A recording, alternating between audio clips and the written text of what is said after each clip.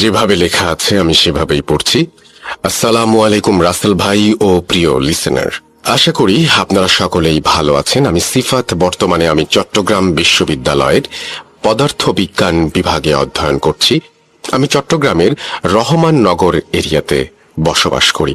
আজ আমি আপনাদের সাথে যে ঘটনাটি শেয়ার করব সেটি আমি আমার এক নিকট আত্মীয়ের কাছ থেকে কালেক্ট করেছি। বেশি কথা না বাড়িয়ে আমি ঘটনায় চলে যাচ্ছি। ঘটনাটি আমার আত্মীয় আমাকে যেভাবে বলেছিলেন আমি ঠিক সেভাবেই শেয়ার করছি। আমার নাম সাইফ। আমি বর্তমানে একটি আইটি সেক্টরে কর্মরত আছি। আমি চাকরিতে জয়েন করেছি, বেশি দিন হয়নি। আমি ছেলেবেলা থেকেই সকলের সাথে খুব ভালোভাবেই মিশতে পারতাম। এই জন্য আমার অফিসের সকলের সাথে আমার খুব দ্রুত ভালো বন্ধুত্ব হয়ে যায়। আমাদের আইটি সেক্টরে আমার এক কলিগ ছিল, তার নাম আরিফ। আরিফ খুবই শান্ত স্বভাবের ছেলে ছিল এবং অফিসের কারো সাথে তেমন কোনো কথা বলতো না। আমি অফিসে গিয়ে দেখতাম সে সবার আগে অফিসে চলে এসেছে এবং সে তার ডেস্কে বসে কাজ করছে এবং কাজ শেষে কারোর সাথে কথা না বলে অফিস থেকে একাই নিজে চলে যেত। এমনকি অফিসে কর্মরত অনেকেই কাজ করতে করতে টায়ার্ড হয়ে গেলে অফিসের পিয়নদের কাছে চা নাস্তা আনার জন্য বলতো, কিন্তু আমি আরিফকে কখনোই পিয়নের কাছে চা নাস্তা আনার কথা বলতে দেখিনি। রোজ অফিসে এসে সে একা একাই বেরিয়ে যেত। তার এই ব্যবহারটা আমার কাছে খুবই আজব লাগতো। এভাবে কয়েকদিন যাওয়ার পর একদিন আরিফের জন্মদিন চলে আসে। অফিসের সকলে মিলে আরিফকে সারপ্রাইজ দেবে বলে ঠিক করে। আরিফকে সারপ্রাইজ দেওয়ার জন্য আমি সহ অফিসের অনেকেই আরিফ অফিসে আসার আগেই তার জন্মদিন উপলক্ষে কেক নিয়ে আসি এবং আরিফ অফিসে আসলে সবাই তাকে চমকে দেওয়ার জন্য তার সামনে কেক নিয়ে হাজির হয়। আমরা সকলেই তাকে নানা ধরনের জিনিসপত্র উপহার দিতে থাকি, কিন্তু আরিফ কোনো কিছুই নিচ্ছিল না আর কোনো কথাও বলছিল না। তার চেহারা দেখে মনে হচ্ছিল সে খুবই বিরক্ত হচ্ছে। সেদিন সে আমাদের আনা কেকটা আর কাটেনি এবং কারো সাথে কোনো কথা না বলে নিজের মনে কাজ করতে বসে যায় এবং কাজ শেষ হলে সে যথারীতি নিজের মতোই বাড়ি চলে যায়। তার এরকম আচরণে অফিসের সকলে খুবই মনক্ষুণ্ণ হয়। অফিসের সকলেই একরকম তার সাথে সব ধরনের কথাবার্তা বলা প্রায় বন্ধই করে দিয়েছিল। আরিফ শুধুমাত্র আমার বসের সাথেই কথা বলতো আর প্রয়োজন ছাড়া কারোর সাথেই কোনো কথা বলতো না। তার মধ্যে আরেকটা জিনিস ছিল, সেটা হচ্ছে আমি যখন অফিসে জয়েন করি তখন তার শারীরিক অবস্থা মোটামুটি ভালোই দেখেছিলাম, কিন্তু অবাক করা বিষয় হচ্ছে কিছুদিন যেতে না যেতেই আমি লক্ষ্য করি যে তার শারীরিক অবস্থার অবনতি হচ্ছে। সে যেন প্রতিদিনই একটু একটু করে শুকিয়ে যাচ্ছে। শুকাতে শুকাতে এক সময় তার অবস্থা এতটাই খারাপ হয়ে গেল যেন তার চোখ দুটো তার চোখের কোটরের ভেতর ঢুকে যাচ্ছে এবং তাকে দেখে মনে হচ্ছিল সে জলজ্যান্ত একটা কঙ্কাল আর তার শরীরকেও যেন শুধুমাত্র চামড়ার একটা আবরণ দিয়ে দিয়েছে। এভাবে আস্তে আস্তে আমি খেয়াল করি আরিফের শারীরিক অবস্থার অবনতি যেন হয়েই চলেছে আর সে যেন আরো শুকিয়ে যাচ্ছে। এর কিছুদিন পর থেকে তাকে আর অফিসে দেখতে পাচ্ছিলাম না। প্রায় এক সপ্তাহ পর তার ডেস্কে নতুন একজনকে জয়েন করতে দেখে আমার আরিফের কথা মনে পড়তে থাকে, কিন্তু অফিসের আর কেউই তার ব্যাপারে কখনোই খোঁজ নেওয়ার চেষ্টা করেনি। আর সে চলে গেছে এই জন্য অনেকেই খুশি হয়েছিল, কারণ এরকম আনসোশ্যাল লোককে কেউ পছন্দ করতো না। কিন্তু কিছুদিন আগে আমি আরিফের যে খারাপ শারীরিক অবস্থা দেখেছিলাম সেই জন্য আমার তার প্রতি কিছুটা মায়া কাজ করছিল। আমি অফিসে এসে আমার বসের কাছে গিয়ে তার ঠিকানা নেই। আমার বস আমাকে বলে আরিফ চাকরি ছেড়ে দিয়ে চলে গেছে তার গ্রামের বাড়িতে। আমি বসকে বলি আরিফের শারীরিক অবস্থা মোটেও ভালো ছিল না জন্য হয়তো সে চাকরি ছেড়ে দিয়েছে। আমি বসকে জিজ্ঞাসা করি তার কাছে কি আরিফের কোনো খোঁজ খবর আছে কিনা বা তার কোনো ফোন নাম্বার পাওয়া যাবে কিনা। আমার বস আমাকে একটি ফোন নাম্বার দিয়ে বলে চাকরি ছেড়ে দিয়ে চলে গেছে যে তার খোঁজ খবর নিয়ে অযথা সময় নষ্ট করে লাভ নেই, বরং বস আমাকে নিজের কাজে মনোযোগ দিতে বলেন। আমি আমার বসের কথাকে পাত্তা না দিয়ে পরদিন আরিফের নাম্বারে ফোন দেই। আরিফের বাবা ফোন রিসিভ করে এবং আরিফের প্রাক্তন কলিগ পরিচয় দিয়ে আরিফ কেমন আছে এটা তাকে আমি জিজ্ঞাসা করি। আরিফের বাবা আমাকে বলেন আরিফ খুব একটা ভালো নেই এবং তার শারীরিক অবস্থার অবনতি হয়েছে। আরিফের বাবার কথা শুনে আমার আরিফের জন্য খুব খারাপ লাগতে থাকে এবং আমি আরিফের বাবার কাছ থেকে আরিফের বাড়ির ঠিকানা নেই। আমি মনে মনে ঠিক করি অফিস থেকে 2 দিনের ছুটি নিয়ে আরিফের বাড়িতে গিয়ে আমি আরিফকে একবার দেখে আসবো। যথারীতি আমি অফিসে গিয়ে বসের কাছে 2 দিনের ছুটির আবেদন পেশ করি। আমি রেগুলার অফিস করতাম, তাই আমার বস আমাকে খুব সহজেই 2 দিনের ছুটি দিয়ে দিলেন। আরিফ যে গ্রামে থাকে সেই গ্রাম আমাদের শহর থেকে খুব বেশি দূরে ছিল না। আমাদের শহরের পাশেই ছিল আরিফের গ্রাম। আমি একটা সিএনজি ভাড়া করি এবং সিএনজি নিয়ে আরিফের বাড়িতে যেতে যেতে প্রায় 30 থেকে 35 মিনিট সময় লেগেছিল। আরিফের গ্রামে গিয়ে আমি আরিফের নম্বরে ফোন দিলে আরিফের বাবা আসেন এবং তিনি এসে আমাকে তার বাড়িতে নিয়ে যান। আরিফের বাড়িতে গিয়ে আমি আরিফকে দেখে যেন নিজের চোখকে বিশ্বাস করতে পারছিলাম না। আমি দেখি বিছানার মধ্যে পড়ে আছে আরিফের কঙ্কালসার দেহটি। হাড্ডিসার আরিফকে দেখে আমি প্রচন্ড চমকে উঠি, কেননা কয়েকদিনের ব্যবধানে কারো শারীরিক অবস্থার এতটা অবনতি হতে পারে আমি কখনো ভাবতেও পারিনি। আরিফের শরীরের প্রত্যেকটি হাড় যেন দেখা যাচ্ছিল এবং তার মুখ দেখে মনে হচ্ছিল যেন সে শুধুমাত্র একটা কঙ্কাল। আরিফ আর কোনো কঙ্কালের মধ্যে পার্থক্য একটাই ছিল, তা হলো সাধারণ কোনো কঙ্কালের জীবন থাকে না, কিন্তু আরিফ তখনও জীবন্ত কঙ্কাল। আমি আরিফের কাছে গিয়ে বসি এবং তার সাথে কথা বলার চেষ্টা করি, কিন্তু আরিফ আমার কোনো কথারই উত্তর দেয় না। এরপর আরিফের বাবাকে গিয়ে জিজ্ঞাসা করি আরিফের এরকম অবস্থা কিভাবে হলো আর ওর কোনো ধরনের রোগ আছে কিনা, যদি কোনো রোগ থাকে তাহলে তার চিকিৎসা করানো হয়েছে কিনা। আমার কথা শুনে আরিফের বাবা বলেন তারা অনেক ডাক্তার দেখিয়েছেন, কিন্তু সব ডাক্তারের কাছে আরিফের সকল রিপোর্ট খুব স্বাভাবিক আসে এবং তার কোনো রোগ আছে কিনা সেটা কেউ বলতে পারে না এবং কোথাও তার কোনো রোগ ধরাও পড়ে না। আরিফের বাবা বলেন ছেলের রিপোর্ট এক ডাক্তারের কাছ থেকে অন্য ডাক্তারের কাছে দেখানোর পর ডাক্তাররা যখন আরিফকে দেখতে আসে তখন ডাক্তার চমকে ওঠে আর বলে আমরা কি ডাক্তারকে বিছানায় পড়ে থাকা এই মানুষটির রিপোর্ট দেখিয়েছিলাম কিনা। আমরা সম্মতি দিলে ডাক্তার বলে তার এখানে আর কিছুই করার নেই, কেননা রিপোর্টটি সম্পূর্ণ নর্মাল থাকার পরও কেন এমন হচ্ছে এই বিষয়ে তার কোনো ধারণা নেই। এরপর আরিফের বাবা বলেন ডাক্তার দেখাতে দেখাতে যখন কোনো লাভ হচ্ছিল না তখন তারা আরিফকে জিজ্ঞাসা করেন তার সাথে কি কোনো ধরনের খারাপ কিছু হয়েছিল কিনা। আরিফের বাবার এই প্রশ্ন শুনে আরিফ তার বাবাকে কিছুই বলে না। আরিফের বাবার কথা শুনে আমার আরিফের উপর কিছুটা রাগ হয়, কেননা তার কথা না বলা আমাকে একরকম বিষিয়ে তুলেছিল। আর আমি একরকম রাগ করে আরিফের কাছে গিয়ে বলতে থাকি আপনার কি হয়েছে, আপনি আমাকে বলেন, আপনি যদি কিছু না বলেন তাহলে আপনার বাবা মা আপনার চিকিৎসা করাবেন কিভাবে। আরিফ আমার কথা শুনে কান্না করতে শুরু করে, যা দেখে আমি অনেক অবাক হই। সে আমাকে জড়িয়ে ধরে সবকিছু বিস্তারিত বলতে থাকে। ঘটনার বাকি অংশ আরিফের মতো করে বলছি। আমি ছোটবেলা থেকে অনেক ডানপিটে স্বভাবের ছিলাম। আমার বাবা মাকে ফাঁকি দিয়ে আমি সব সময় বাইরে গিয়ে বন্ধুদের সাথে খেলাধুলা করতাম। আমার জীবন তখন খুব স্বাভাবিক এবং সুন্দর ছিল। আমি সব সময় রাতের বেলা বাবা মায়ের চোখ ফাঁকি দিয়ে সারা গ্রাম ঘুরে বেড়াতাম, কেননা আমার মনে কখনো কোনো ভয় কাজ করেনি। আস্তে আস্তে আমি যখন একটু বড় হই তখন আমার কাছে মনে হতো আমার থেকে সাহসী কেউ হয়তোবা আমাদের এই গ্রামে আর নেই। আমি সব সময় বন্ধুদের কাছে নিজের সাহসিকতার পরিচয় দেওয়ার জন্য অপেক্ষা করতাম। মাঝে মাঝে আমি তাদেরকে বলতাম আমাকে এমন কিছু কাজ দিতে যা করে দিতে পারলে তারা আমাকে সাহসী বলে মেনে নিবে। আমার বন্ধুরা আমার পাগলামি দেখে হাসতো আর বলতো সাহসীরা কখনো নিজের ঢোল নিজে পেটায় না। এই কথা শুনে আমার প্রচন্ড রকমের রাগ ওঠে এবং আমি আমার বন্ধুদের মধ্যে থেকে এই কথাটি যে বলেছিল তাকে বলি এমন কোনো কাজ দিতে যা সাধারণ কারো পক্ষে করা অসম্ভব, আর আমি সেই কাজটিই করে দেখাবো এবং সে আমাকে সাহসী বলে মেনে নেবে। কিন্তু যদি আমি কাজটি করতে না পারি তাহলে এই গ্রামের সব থেকে ভীতুর খেতাব আমি আমার নিজের মাথায় নিয়ে সকলের বাড়িতে গিয়ে গিয়ে বলে আসবো আমি এই গ্রামের সব থেকে বড় ভীতু। আমার বন্ধু আমার কথা শুনে কিছুক্ষণ চুপ করে থাকে এবং সে আমাকে সেদিন সন্ধ্যায় তার সাথে দেখা করতে বলে।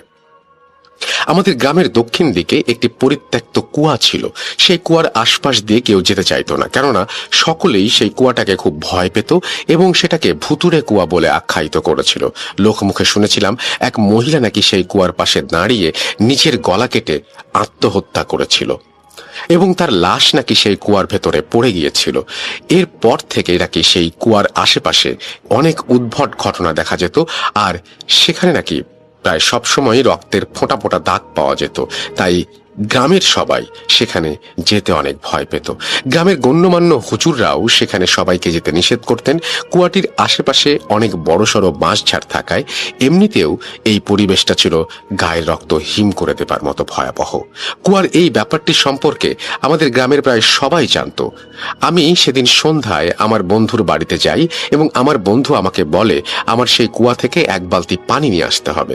সে আরো বলে সে নাকি কুয়া থেকে অনেকটা দূরে দাঁড়িয়ে থাকবে এবং দেখবে আমি আসলেই সেই কুয়া থেকে পানি নিচ্ছি কিনা। আমার বন্ধুর কথা শুনে আমি এক বাক্যে রাজি হয়ে যাই, কেননা এই গ্রামের সব থেকে সাহসী মানুষ হিসেবে আমি নিজেকে দেখতে চেয়েছিলাম। কিন্তু আমার এই ইচ্ছা যে একদিন আমার জীবনে কালো আধার নামিয়ে নিয়ে আসবে তা আমি কখনোই বুঝতে পারিনি। আমার বন্ধুর কথা মতো সেদিন রাতে আমার বাবা মা ঘুমিয়ে পড়ার পর আমি বাসা থেকে বের হয়ে আমি আমার বন্ধুর বাড়ির সামনে গিয়ে তাকে ডাকি এবং সে হাতে করে একটি বালতি এবং হাতলে বাঁধা দড়ি নিয়ে চলে আসে। আমার বন্ধু আর আমি হেঁটে হেঁটে সেই কুয়ার উদ্দেশ্যে রওনা দেই। রাস্তায় আমার বন্ধু আমাকে বারবার বলতে থাকে এখনো সময় আছে, চাইলে আমি এই কাজ থেকে বিরত থাকতে পারি। কিন্তু আমি ছিলাম নাছোড়বান্দা। আমি আমার সিদ্ধান্তে অনড় ছিলাম, কেননা আমি যেভাবেই হোক আমার বন্ধুর কাছে নিজেকে প্রমাণ করতে চেয়েছিলাম। তাই আমি আমার বন্ধুকে চুপ থাকতে বলি। একসময় আমরা সেই পরিত্যক্ত কুয়ার সামনে গিয়ে পৌঁছাই। যখন আমি কুয়ার কাছে আসি তখন আমার বন্ধুর মধ্যে আজব এক ধরনের ভয় লক্ষ্য করি।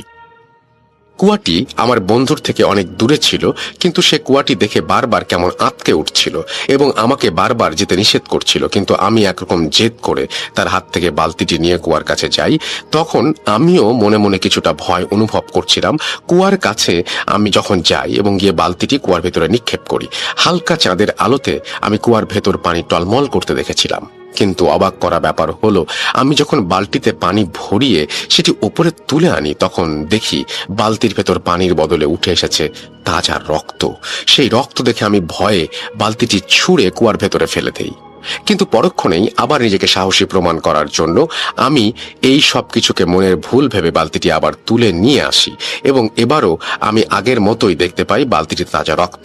এবার আমি সত্যি সত্যি ভয় পেয়ে যাই এবং কুয়ার ভেতর থেকে চাপার স্বরে কোনো একটা আওয়াজ শুনতে পাই। পরক্ষণেই মনে হলো কেউ যেন আমার কানের কাছে ফিসফিস করে বলছে, পারবি না, এখান থেকে কিছুই নিয়ে যেতে পারবি না, নিজের জীবনটাও দিয়ে যেতে পারবি না, পারবি না, পারবি না। এই কথা শুনে আমি আল্লাহর নাম নিয়ে এক দৌড়ে কুয়ার কাছ থেকে চলে আসার সময় একটি ইটের সাথে হোঁচট খেয়ে মাটিতে পড়ে যাই। মাটিতে পড়ে যাওয়ার পর আমার হাত অনেকটা কেটে যায় এবং প্রচুর রক্ত পড়তে থাকে। আমার বন্ধুর সহযোগিতায় সেদিন আমি কোনোভাবে জীবন নিয়ে বাসায় ফিরে আসি। কিন্তু বাসায় এসব জানলে অনেক বকা খাবো জন্য আমি বাসায় এসে গামছা ছেড়ে আমার হাত বেঁধে নেই এবং আমার মা যখন আমাকে জিজ্ঞেস করে আমার হাতে কি হয়েছে তখন আমি আমার মাকে বলি রাতের বেলা বাথরুমে যাওয়ার সময় পড়ে গিয়েছিলাম, তাই হাত কেটে গেছে। এর কিছুদিন পরে লেখাপড়ার উদ্দেশ্যে আমি শহরে চলে আসি। সবকিছু স্বাভাবিক ও ঠিকঠাক চলছিল তখন। আস্তে আস্তে আমি সেই ঘটনাটিকে সম্পূর্ণভাবে ভুলে যাই। লেখাপড়া শেষ করে যখন চাকরি পেলাম তখন একবার বাড়িতে বেড়াতে এসে আমার সেই বন্ধুর সাথে আমার দেখা হয়। আমার সেই বন্ধুটি আমাকে দেখে হাসতে থাকে এবং সেদিনের কথা মনে করিয়ে দেয়। তখন আমি কৌতূহল বশত তাকে জিজ্ঞেস করি আমি যে এতবার কুয়া থেকে বালতি ভরে রক্ত তুললাম সেটা দেখেছে কিনা। আমার বন্ধু আমার কথা শুনে হাসতে হাসতে বলে আমি নাকি তাকে ভয় দেখানোর চেষ্টা করেছি। তখন আমি তাকে বলি আমি তাকে কোনো ধরনের ভয় দেখানোর চেষ্টা করছি না, আমি তাকে শুধুমাত্র প্রশ্ন করছি এটা জানার জন্য যে সেদিন আমার হাতে তুলে নিয়ে আসা বালতিতে সে কোনো রক্ত দেখেছে কিনা। তখন আমার বন্ধু আমাকে বলে কুয়ার ভেতর থেকে রক্ত আসবে কোত্থেকে, আমি পানিই দেখেছি। আমার বন্ধুর কথা শুনে আমি বেশ অবাক হয়ে যাই, কেননা আমি এত রক্ত দেখেছিলাম কিন্তু আমার বন্ধু কিছুই দেখলো না।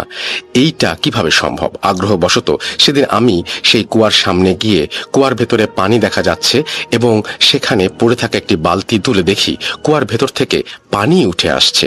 কোনো রক্ত সেদিন আমি দেখতে পাইনি। মনের ভুল ভেবে এসব চিন্তা ভাবনা বাদ দিয়ে আমি সেদিন বাসায় চলে আসি। কিন্তু সেদিন বাসায় আসার পর আমি সকালে ঘুম থেকে উঠে লক্ষ্য করি রাতের বেলা আমি ঘুমানোর পর সকালের ঘুম থেকে উঠে আমার সারা শরীর প্রচন্ড দুর্বল অনুভব করতে থাকি। আমি ভাবি হয়তোবা অফিস শেষ করে জার্নি করে বাড়িতে এসেছি তাই এরকম হচ্ছে। আমি ব্যাপারটাকে খুব একটা পাত্তা দেই না এবং ভাবি হয়তোবা আগামীকালই সবকিছু ঠিক হয়ে যাবে। কিন্তু এর পরদিন আমার শরীর আরো বেশি দুর্বল হয়ে পড়ে। বাসায় আমার মা আমার জন্য গরুর মাংস, মুরগির মাংস সহ নানা পদের মাছ রান্না করে আমাকে খাওয়ানোর পরও আমি দুর্বল হয়ে যাচ্ছিলাম, এবং কেন দুর্বল হচ্ছিলাম সেটা আমার মাথায় আসছিল না। আমি ভাবি কাজ করে অভ্যাস, তাই বাড়িতে আসার কারণে শুয়ে বসে আছি, এই জন্যই হয়তো এরকম লাগছে। কর্মক্ষেত্রে ফিরে গেলে সব ঠিক হয়ে যাবে ভেবে আমি সেদিন আমার কর্মক্ষেত্রের উদ্দেশ্যে রওনা দিই। শহরে আমি কয়েকজনের সাথে একটি ফ্ল্যাট শেয়ার করে থাকতাম। ফ্ল্যাটে ফিরে এসে আমি রাতের খাবার খাই এবং আমার সারা শরীর অনেক দুর্বল হয়ে যাচ্ছিল।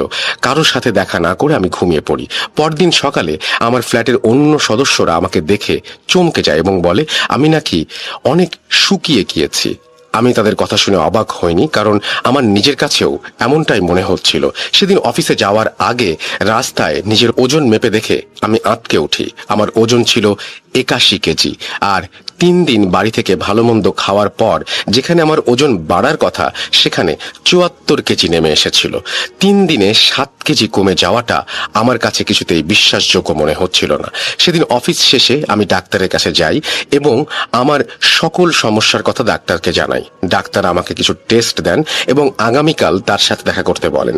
টেস্ট করানো শেষ হলে আমি পরদিন টেস্টের রিপোর্ট নিয়ে ডাক্তারের কাছে যাই এবং ডাক্তার আমার টেস্ট দেখে বলেন তিনি কোনো সমস্যা খুঁজে পাচ্ছেন না। তিনি আমাকে বলেন হয়তোবা আমার শরীরে রক্ত শূন্যতা হয়েছে, তাই তিনি আমাকে বেশি করে শাকসবজি, ভিটামিন এ এবং গরুর কলিজা খাওয়ার উপদেশ দেন এবং বলেন এতে হয়তোবা আমি উপকার পাবো। সেদিন বাড়ি ফেরার পথে আমি কিছু শাকসবজি, ফলমূল ও কয়েক কেজি গরুর কলিজা কিনে বাসায় আসি এবং বাড়িতে এসে নিজেই সেটা রান্না করি এবং রাতের বেলা আমি গরুর কলিজা দিয়ে ভাত খেয়ে শুয়ে পড়ি। কিন্তু পরদিন সকালেও আমার শরীরে সেই দুর্বলতা অনুভব হচ্ছিল।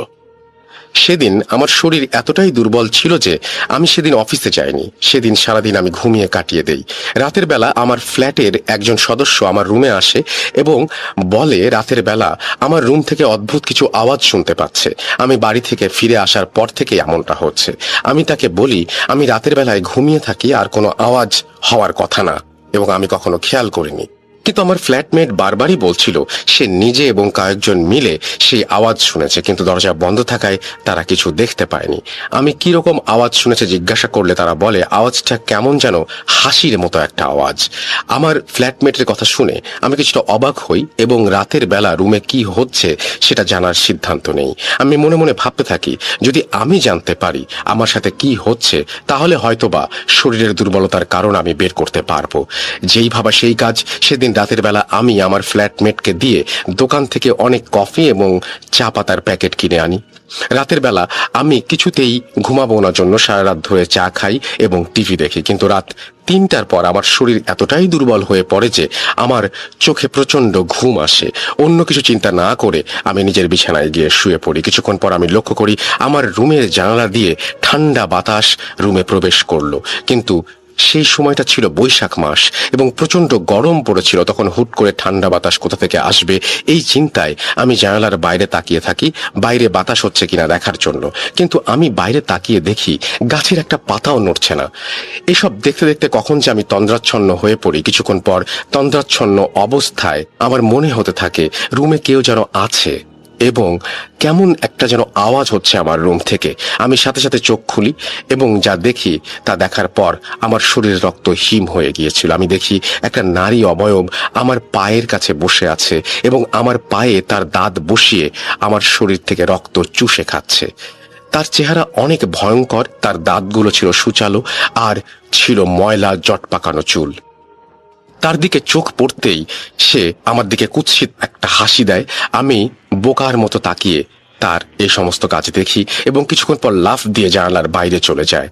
সে যখন জানালার কাছে গিয়ে লাফ দিল তখন মনে হলো সে যেন ধোঁয়ায় পরিণত হয়ে গেল।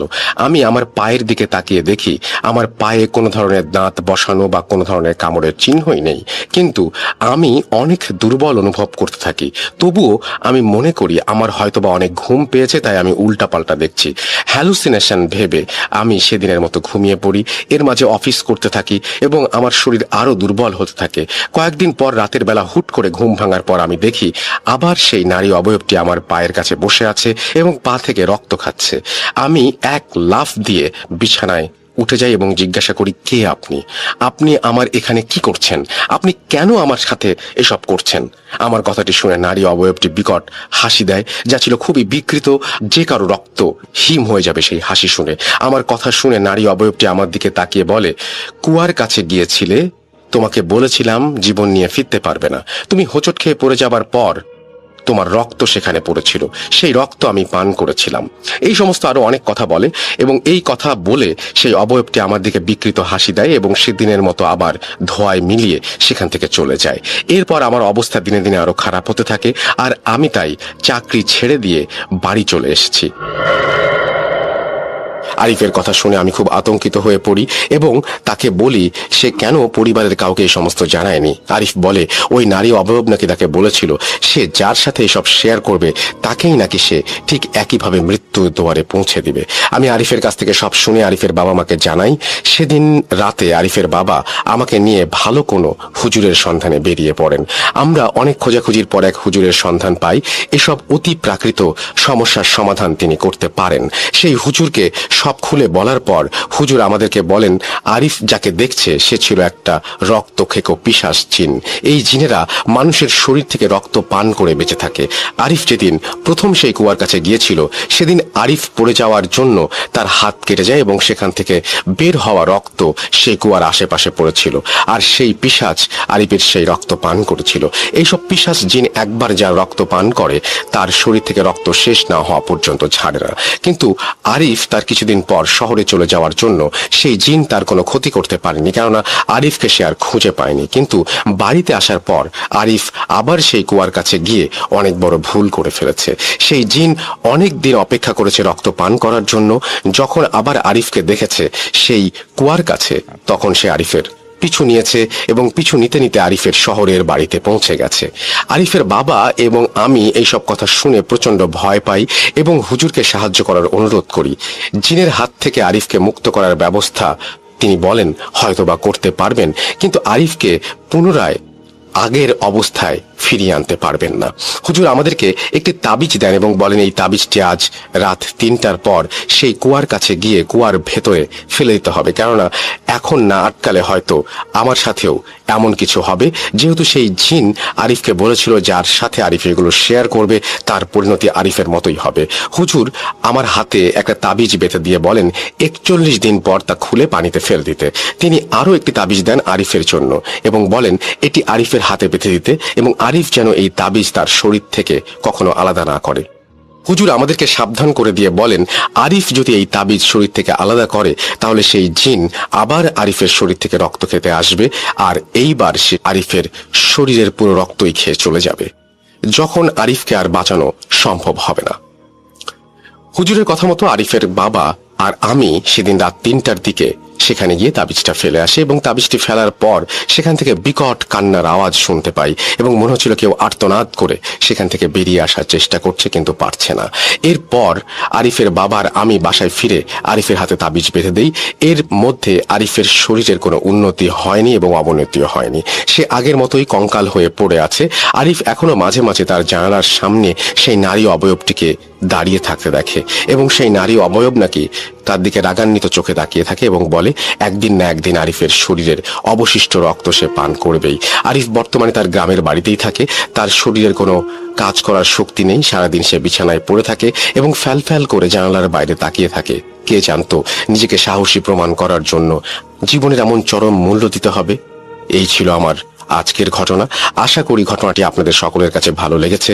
আমরা চলে যাচ্ছি আমাদের পরের ঘটনায়। যেভাবে লেখা আছে আমি সেভাবেই পড়ছি। আসসালামু আলাইকুম রাসেল ভাই, কেমন আছেন? আশা করি ভালো আছেন। আমার নাম আশিক, আমি বর্তমানে যুক্তরাজ্যে বাস করছি। আমার কাছে এমন একটা ভয়ের ঘটনা আছে যার নাম ইচ্ছে হলে দিতে পারেন রহিম কুরালির ঘটনা। যেহেতু ঘটনার মূল শত্রু হচ্ছে এই রহিম কুরালি। ঘটনাটি ঘটেছিল ঢাকায় বসবাসরত 4 জন বন্ধুকে নিয়ে গাজীপুর জেলার কাপাসিয়া উপজেলার তরুণ নামক এক গ্রামে। আশা করি ঘটনাটি ভালো লাগবে। আমি ঘটনাটি যেভাবে শুনেছি এক বন্ধুর কাছ থেকে সেভাবেই লিখছি। 4 জন বন্ধু ছিলেন, ঢাকায় থাকতেন এবং একই বয়সের ছিলেন 4 জনই। গ্রীষ্মের ছুটি যখন এসেছিল তখন তারা জায়গা খুঁজছিলেন কোথায় যাবেন ছুটি কাটাতে। অনেক চিন্তা ভাবনার পর তারা সিদ্ধান্ত নেন যে গ্রামের বাড়িতে বেড়াতে যাবেন তরুণে। তরুণ ছিল 4 জনের মধ্যে একজনের আত্মীয়র বাড়ি। এই গ্রামটাতে অনেক সুন্দর বন ও দেখার মতো অনেক সুন্দর দৃশ্য ছিল। তারা গাড়ি ভাড়া করে সকালবেলা রওনা দিল তরুণে এবং পৌঁছাতে পৌঁছাতে বিকেল হয়ে যায়। ওখানে পৌঁছানোর পর গ্রামের মসজিদে নামাজ পড়ে তারা বিশ্রাম নেয়। যদিও সন্ধ্যা আর তেমন বাকি নেই, তবুও তারা সিদ্ধান্ত নেয় যে আজকেই তারা বন ঘুরে দেখবে এবং সন্ধ্যার পরও তারা ওই বনে সময় কাটাবে। তাদের মধ্যে একজন ছিল ভীতু এবং সহজেই ভয় পেত সে। তিনি এই ব্যাপারে একটু অসম্মতি জানালেন এবং বললেন যে তো আগামীকাল গেলেও তো হয়, আজকেই কেন যেতে হবে? আজকে যে যেতে হবে এমন তো নয়। কিন্তু অন্যান্যরা সাহসী থাকায় তারা বলেন যে না, আজকেই যাওয়ার ইচ্ছে অনেক, তাই আর দেরি না করতে, এবং তুই যদি বাড়ি যেতে চাস তাহলে থেকে যা, আমরা যাব। সিদ্ধান্ত অনুযায়ী তারা সকলে রওনা দেয় বনের ভেতরে। বনে প্রবেশ করার রাস্তায় তারা যখন যায় তখন একটা লোককে দেখতে পায় এবং লোকটা তাদেরকে জিজ্ঞেস করে তারা কোথায় যাচ্ছে। এমন সময় তারা বলে এই বনটা তো অনেক সুন্দর, তাই আমরা একটু দেখতে যাচ্ছি। ওই লোকটা তাদেরকে যেতে মানা করে এবং বলে কিছুক্ষণ পরই তো সন্ধ্যা নেমে আসবে, সন্ধ্যার সময় বনে প্রবেশ করা ঠিক না। কারণ জানতে চাইলে তিনি শুধু বলেন জায়গাটা তেমন ভালো নয়, কিন্তু আর কিছু বলেননি ওই লোকটা। তারা ওই লোকটাকে ধন্যবাদ জানিয়ে যেতে থাকেন বনের দিকে লোকটার কথা অমান্য করেই। তারা ভেবেছিলেন যে হয়তো লোকটা মনে করেছিলেন তারা হারিয়ে যাবে, এই ভয়ে নিষেধ করেছেন। প্রবেশ করার পর ঘুরতে লাগলেন তারা। গাছপালা, হাওড় বাওড় সবকিছুই নাকি অনেক সুন্দর ছিল। তারা মুগ্ধ হয়ে গিয়েছিলেন। কিন্তু আরো কিছুক্ষণ পরেই সন্ধ্যা নেমে আসলো এবং মনে হলো অনেক দ্রুতই আকাশ অন্ধকার হয়ে গিয়েছিল। আর কিছুক্ষণ হাঁটার পর তারা সিদ্ধান্ত নিল একটু বিশ্রাম নেবে। একটা গাছের তলে তারা বসতে চাইল। এরপর তারা ওই বনে থাকবে কি থাকবে না এই সব নিয়ে গোল হয়ে আলোচনা করছিল। ঠিক এমন সময়ই তাদের আশেপাশে কে যেন শেয়ালের ডাক দিতে লাগলো। ডাকটা এমন ছিল যে শেয়ালের ডাক বলা ঠিক হবে না, বরং অনেকটা মানুষের কণ্ঠের মতো মনে হচ্ছিল, যে মানুষই মনে হয় শেয়ালের ডাকটি দিচ্ছে। তাই শব্দটা ছিল ভয়ঙ্কর এবং শোনার পর তারা কৌতূহল বশত ওইখানে যায় কি হয়েছে দেখার জন্য।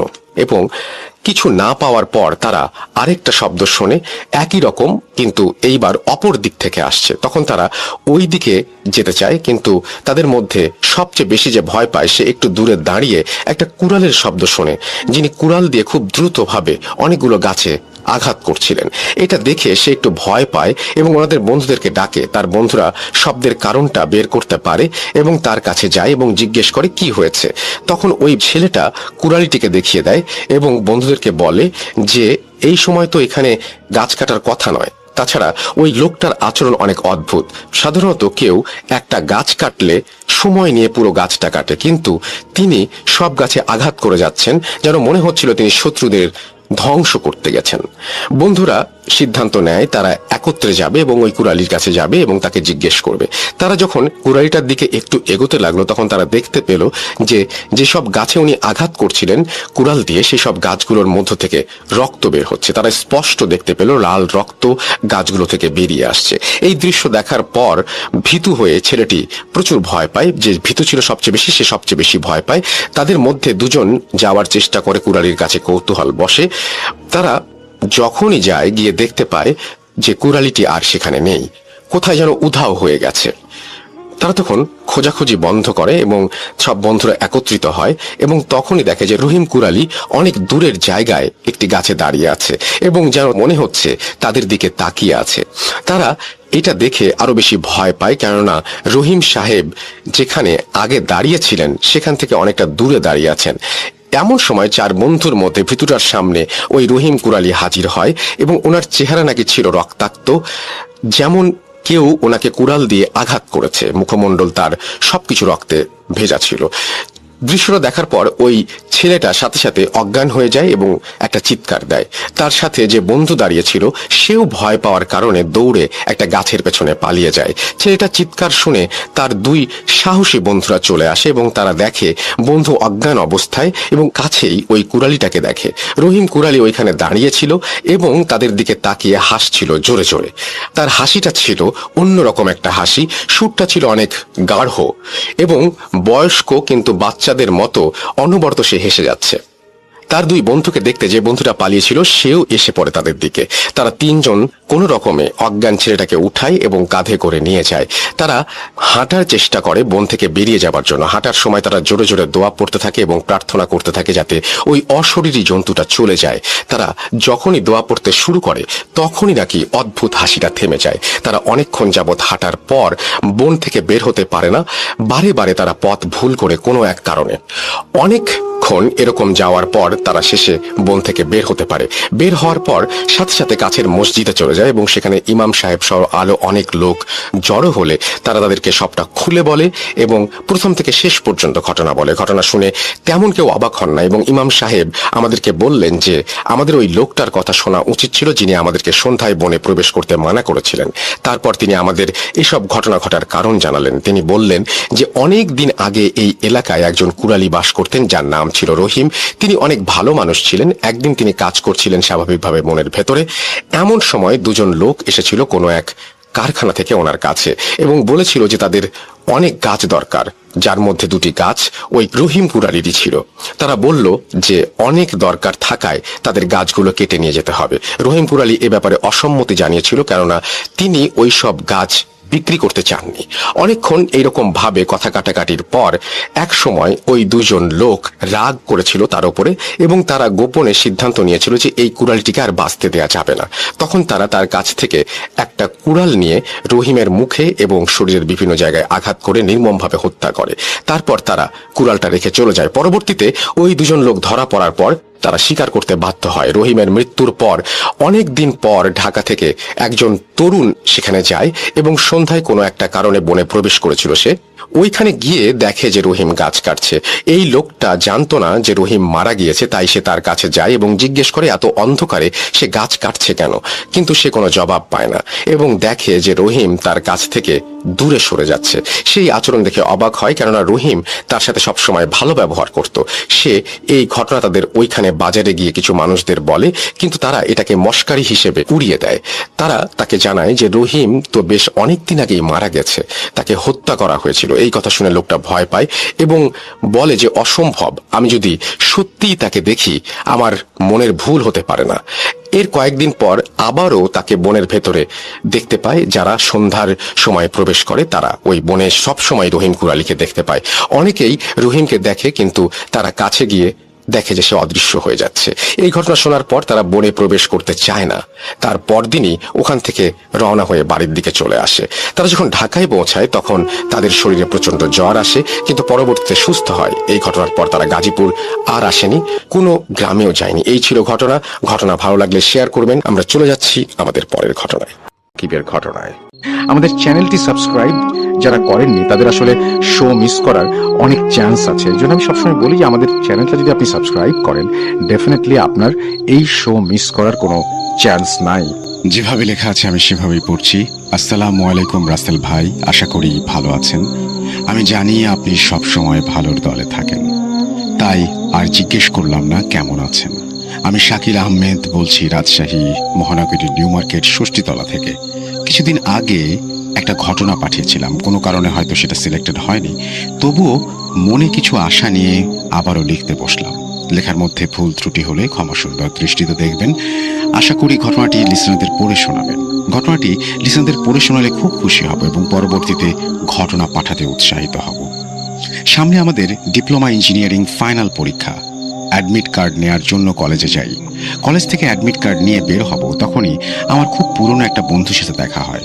দুজনে কলেজ থেকে অ্যাডমিট কার্ড নিয়ে গল্প করতে করতে যাচ্ছিলাম।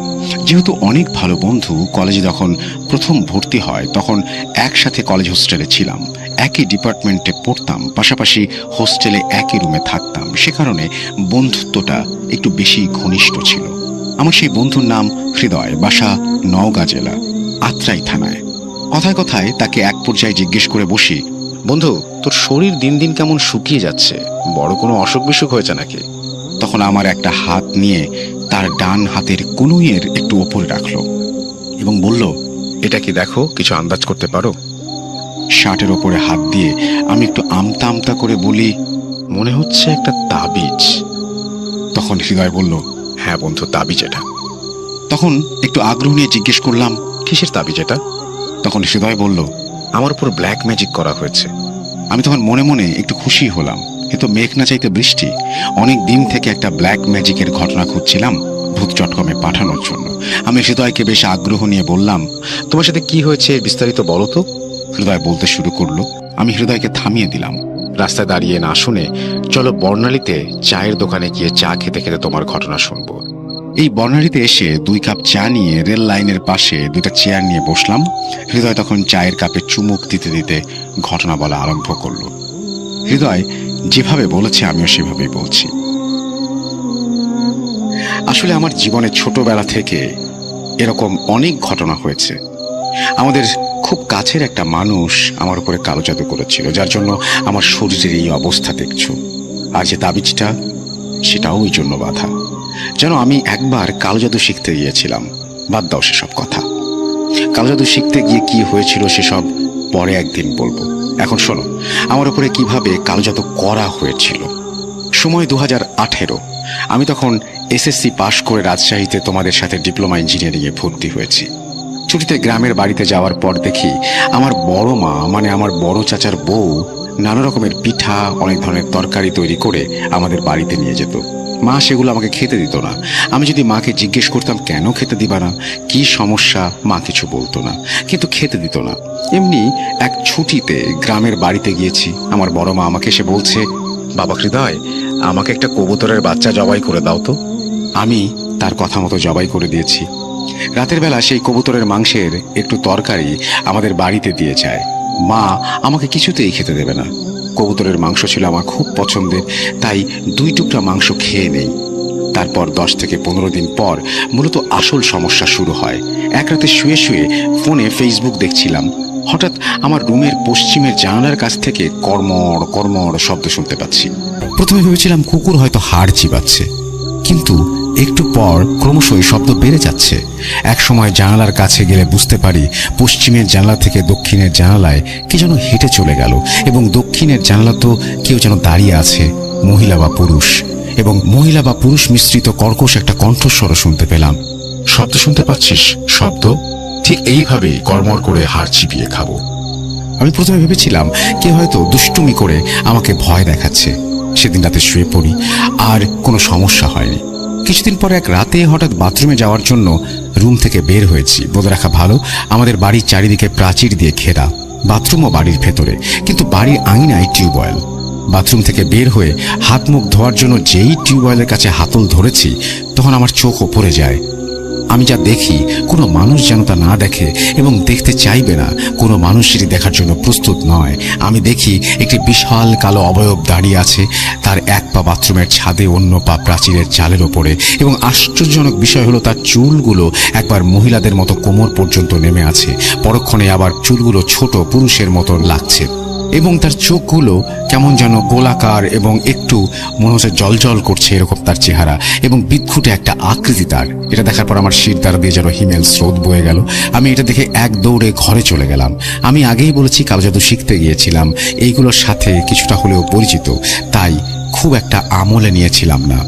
পরদিন সকালে আর কোনো সমস্যা হলো না। সমস্যা শুরু হয় তার ঠিক কয়েকদিন পর। একদিন দুপুরে খাওয়ার শেষ করে কিছুক্ষণ বিশ্রাম নিয়ে প্রতিবেশী এক ভাইয়ের সাথে আমরা আত্রাই বাজারে গিয়েছিলাম। ভাইয়ের এবং আমার কম্পিউটারে কিছু অ্যাক্সেসরিজ কেনার জন্য। অ্যাক্সেসরিজ কিনে বের হয়ে ভাই আর আমি আখের রস খেয়ে বাড়ির উদ্দেশ্যে একটা ভ্যান নিয়ে রওনা দিই। বাড়ি আসার পথে একটা শ্মশান পড়ে, সেটা পার হয়ে আসতে হয়। শ্মশানের কাছে আসতেই ভ্যানটা অটোমেটিক বন্ধ হয়ে যায়। তখন মাত্র দুপুর গড়িয়ে বিকেল হয়েছে। ভ্যানটা ছিল ব্যাটারি চালিত। ভ্যানওয়ালা ভ্যান থেকে নেমে বলল, ভাই, ভ্যানের পিকআপ নষ্ট হয়ে গেছে, আর যাওয়া যাবে না, আপনারা অন্য একটা ভ্যান নিয়ে চলে যান। তখন ভ্যান থেকে নেমে হেঁটে আসার সময় মনে হলো আমাকে কে যেন কেউ মাটিতে ঠেসে ধরেছে, মনে হচ্ছে মাটির ভেতরে ঢুকিয়ে দেবে। আমার পা সামনের দিকে যাচ্ছে না, কোনো এক অদৃশ্য শক্তি আমার পা দুটোকে মাটির ভেতরে ঢুকিয়ে নেবার চেষ্টা করছে এবং আমি একটা টান অনুভব করছি। কোনো রকম বড় ভাইয়ের কাঁধ ধরে অনেক কষ্ট করে হিঁচড়ে পিচড়ে শ্মশান পার হতে না হতেই আমার পায়ের শক্তি ফিরে এলো। তখনও মাথাটা ঝিমঝিম করছিল। ভাবলাম চা খেলে যদি মাথার ঝিমঝিম ভাবটা কেটে যায়, তাই পাশের দোকানে বসে চা খেয়ে অন্য একটা ভ্যান নিয়ে বাসায় চলে আসি। বাসায় এসে রুমে ঢুকে শুয়ে পড়ি। কিছুক্ষণ পর আমার পুরো শরীরে ঝাঁকুনি দিয়ে জ্বর আসে এবং 3টা কম্বল নিয়ে শুয়ে থাকার পরেও যেন শীত কমছে না। ছোট বোন আমার রুমে আমাকে ডাকতে আসে এবং এই অবস্থা দেখে এক দৌড়ে মাকে ডেকে নিয়ে আসে এবং মা এসে আমাকে জিজ্ঞেস করলো কি হয়েছে। আবার বাবাকে গিয়ে বলে, দেখো তো ছেলেটা বাইরে থেকে উল্টাপাল্টা কিছু খেয়ে এসেছে নাকি। বাবা এসে আমাকে জিজ্ঞেস করে, কি খেয়েছিস বাইরে গিয়ে? আখের রস আর চা খেয়েছি। তখন বাবা চিন্তা করেন এসব হওয়ার কারণ কি। তখন আমি বাবাকে আমার সাথে এতদিন ঘটে যাওয়া সব ঘটনা খুলে বলি। বাবা একটা হুজুরের কাছে নিয়ে যান আমাকে।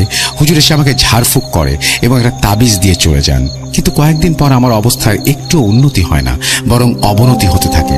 শরীর শুকিয়ে যায়, মনে হচ্ছে হাড্ডির ওপর শুধু চামড়ার প্রলেপ, আর চোখগুলো গর্তের ভেতরে চলে গেছে, চোখের নিচ দিয়ে কালি পড়ে গেছে।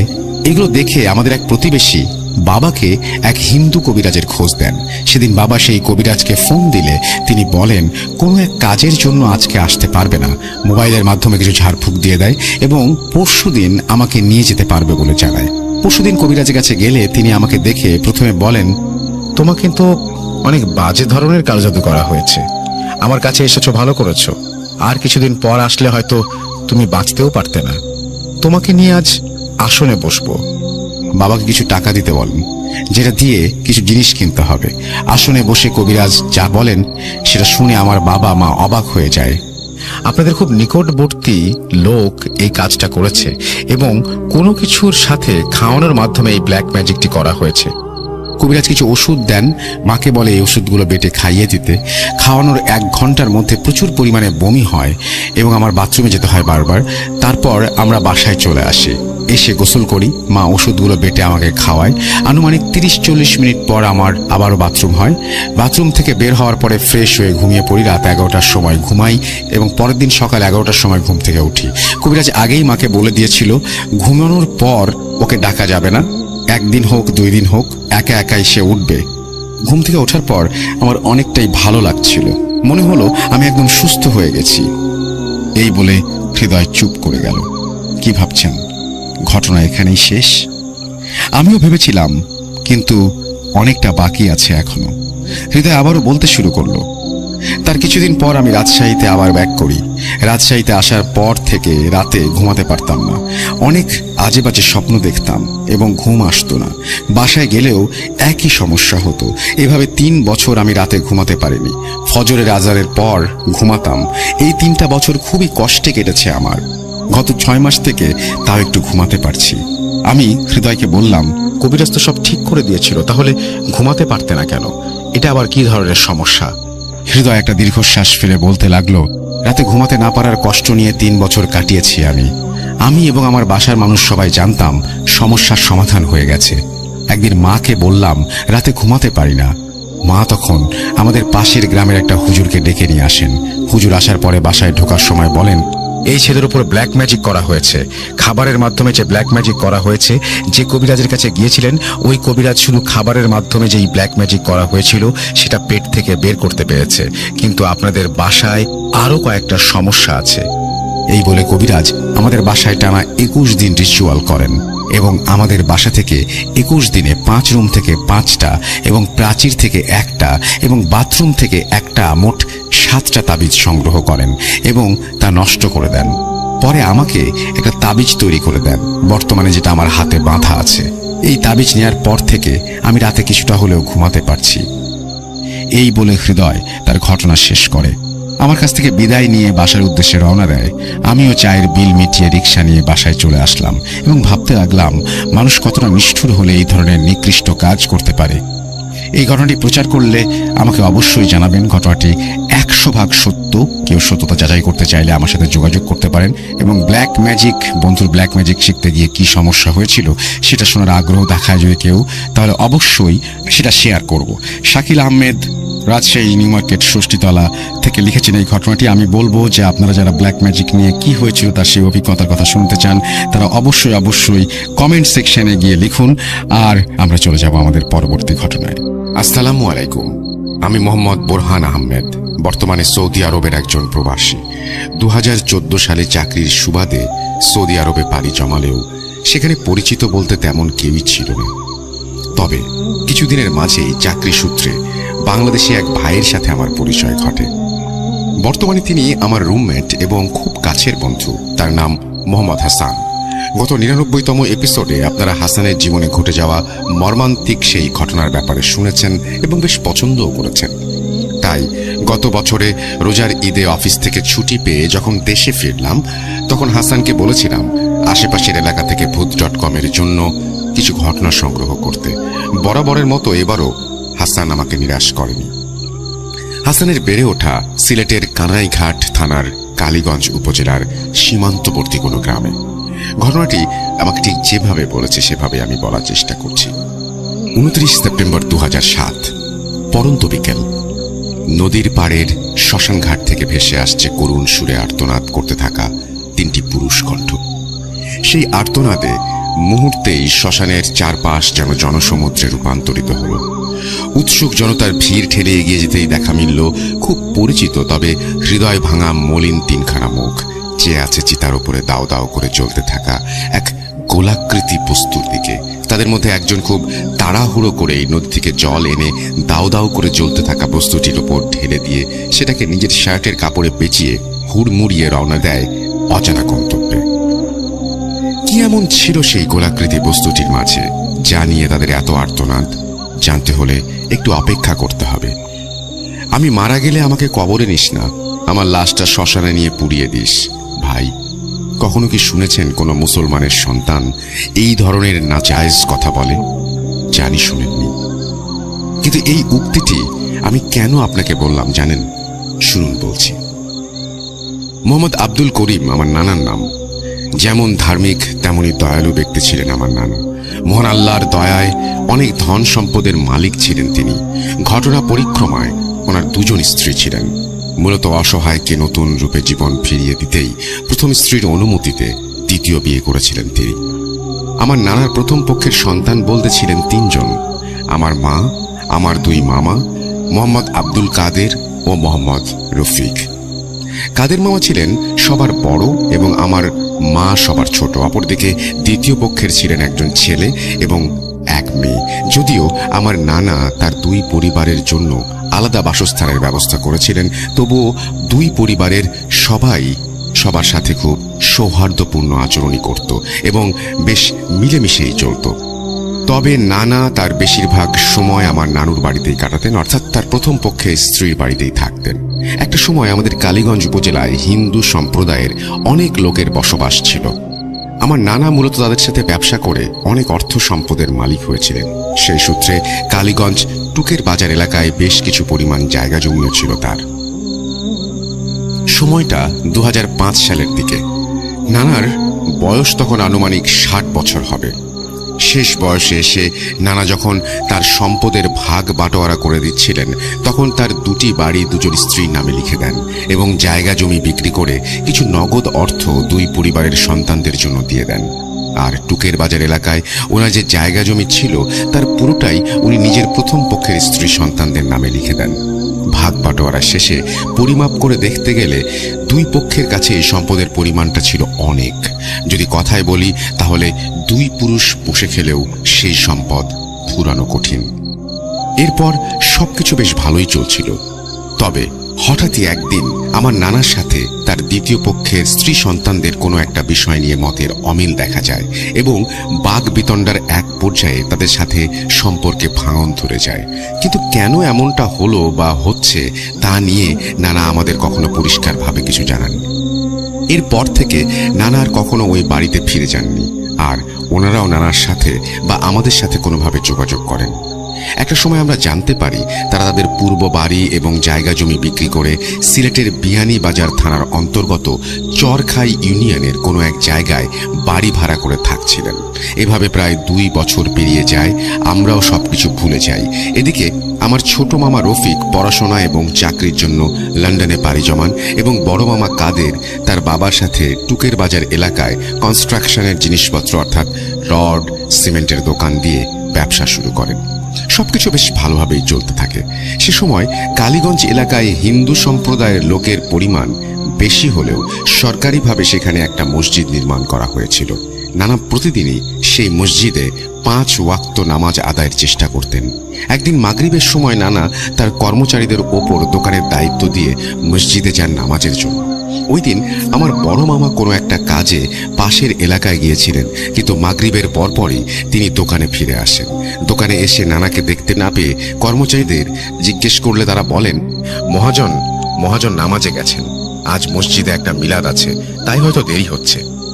কর্মচারীদের কথা শুনে মামা বলেন তার শরীরটা আজ একটু খারাপ, তাই তিনি বাড়ি ফিরে যাচ্ছেন। এশার নামাজের পর যেন তারা দোকান বন্ধ করে নানাকে বাড়ি পৌঁছে দিয়ে যায়।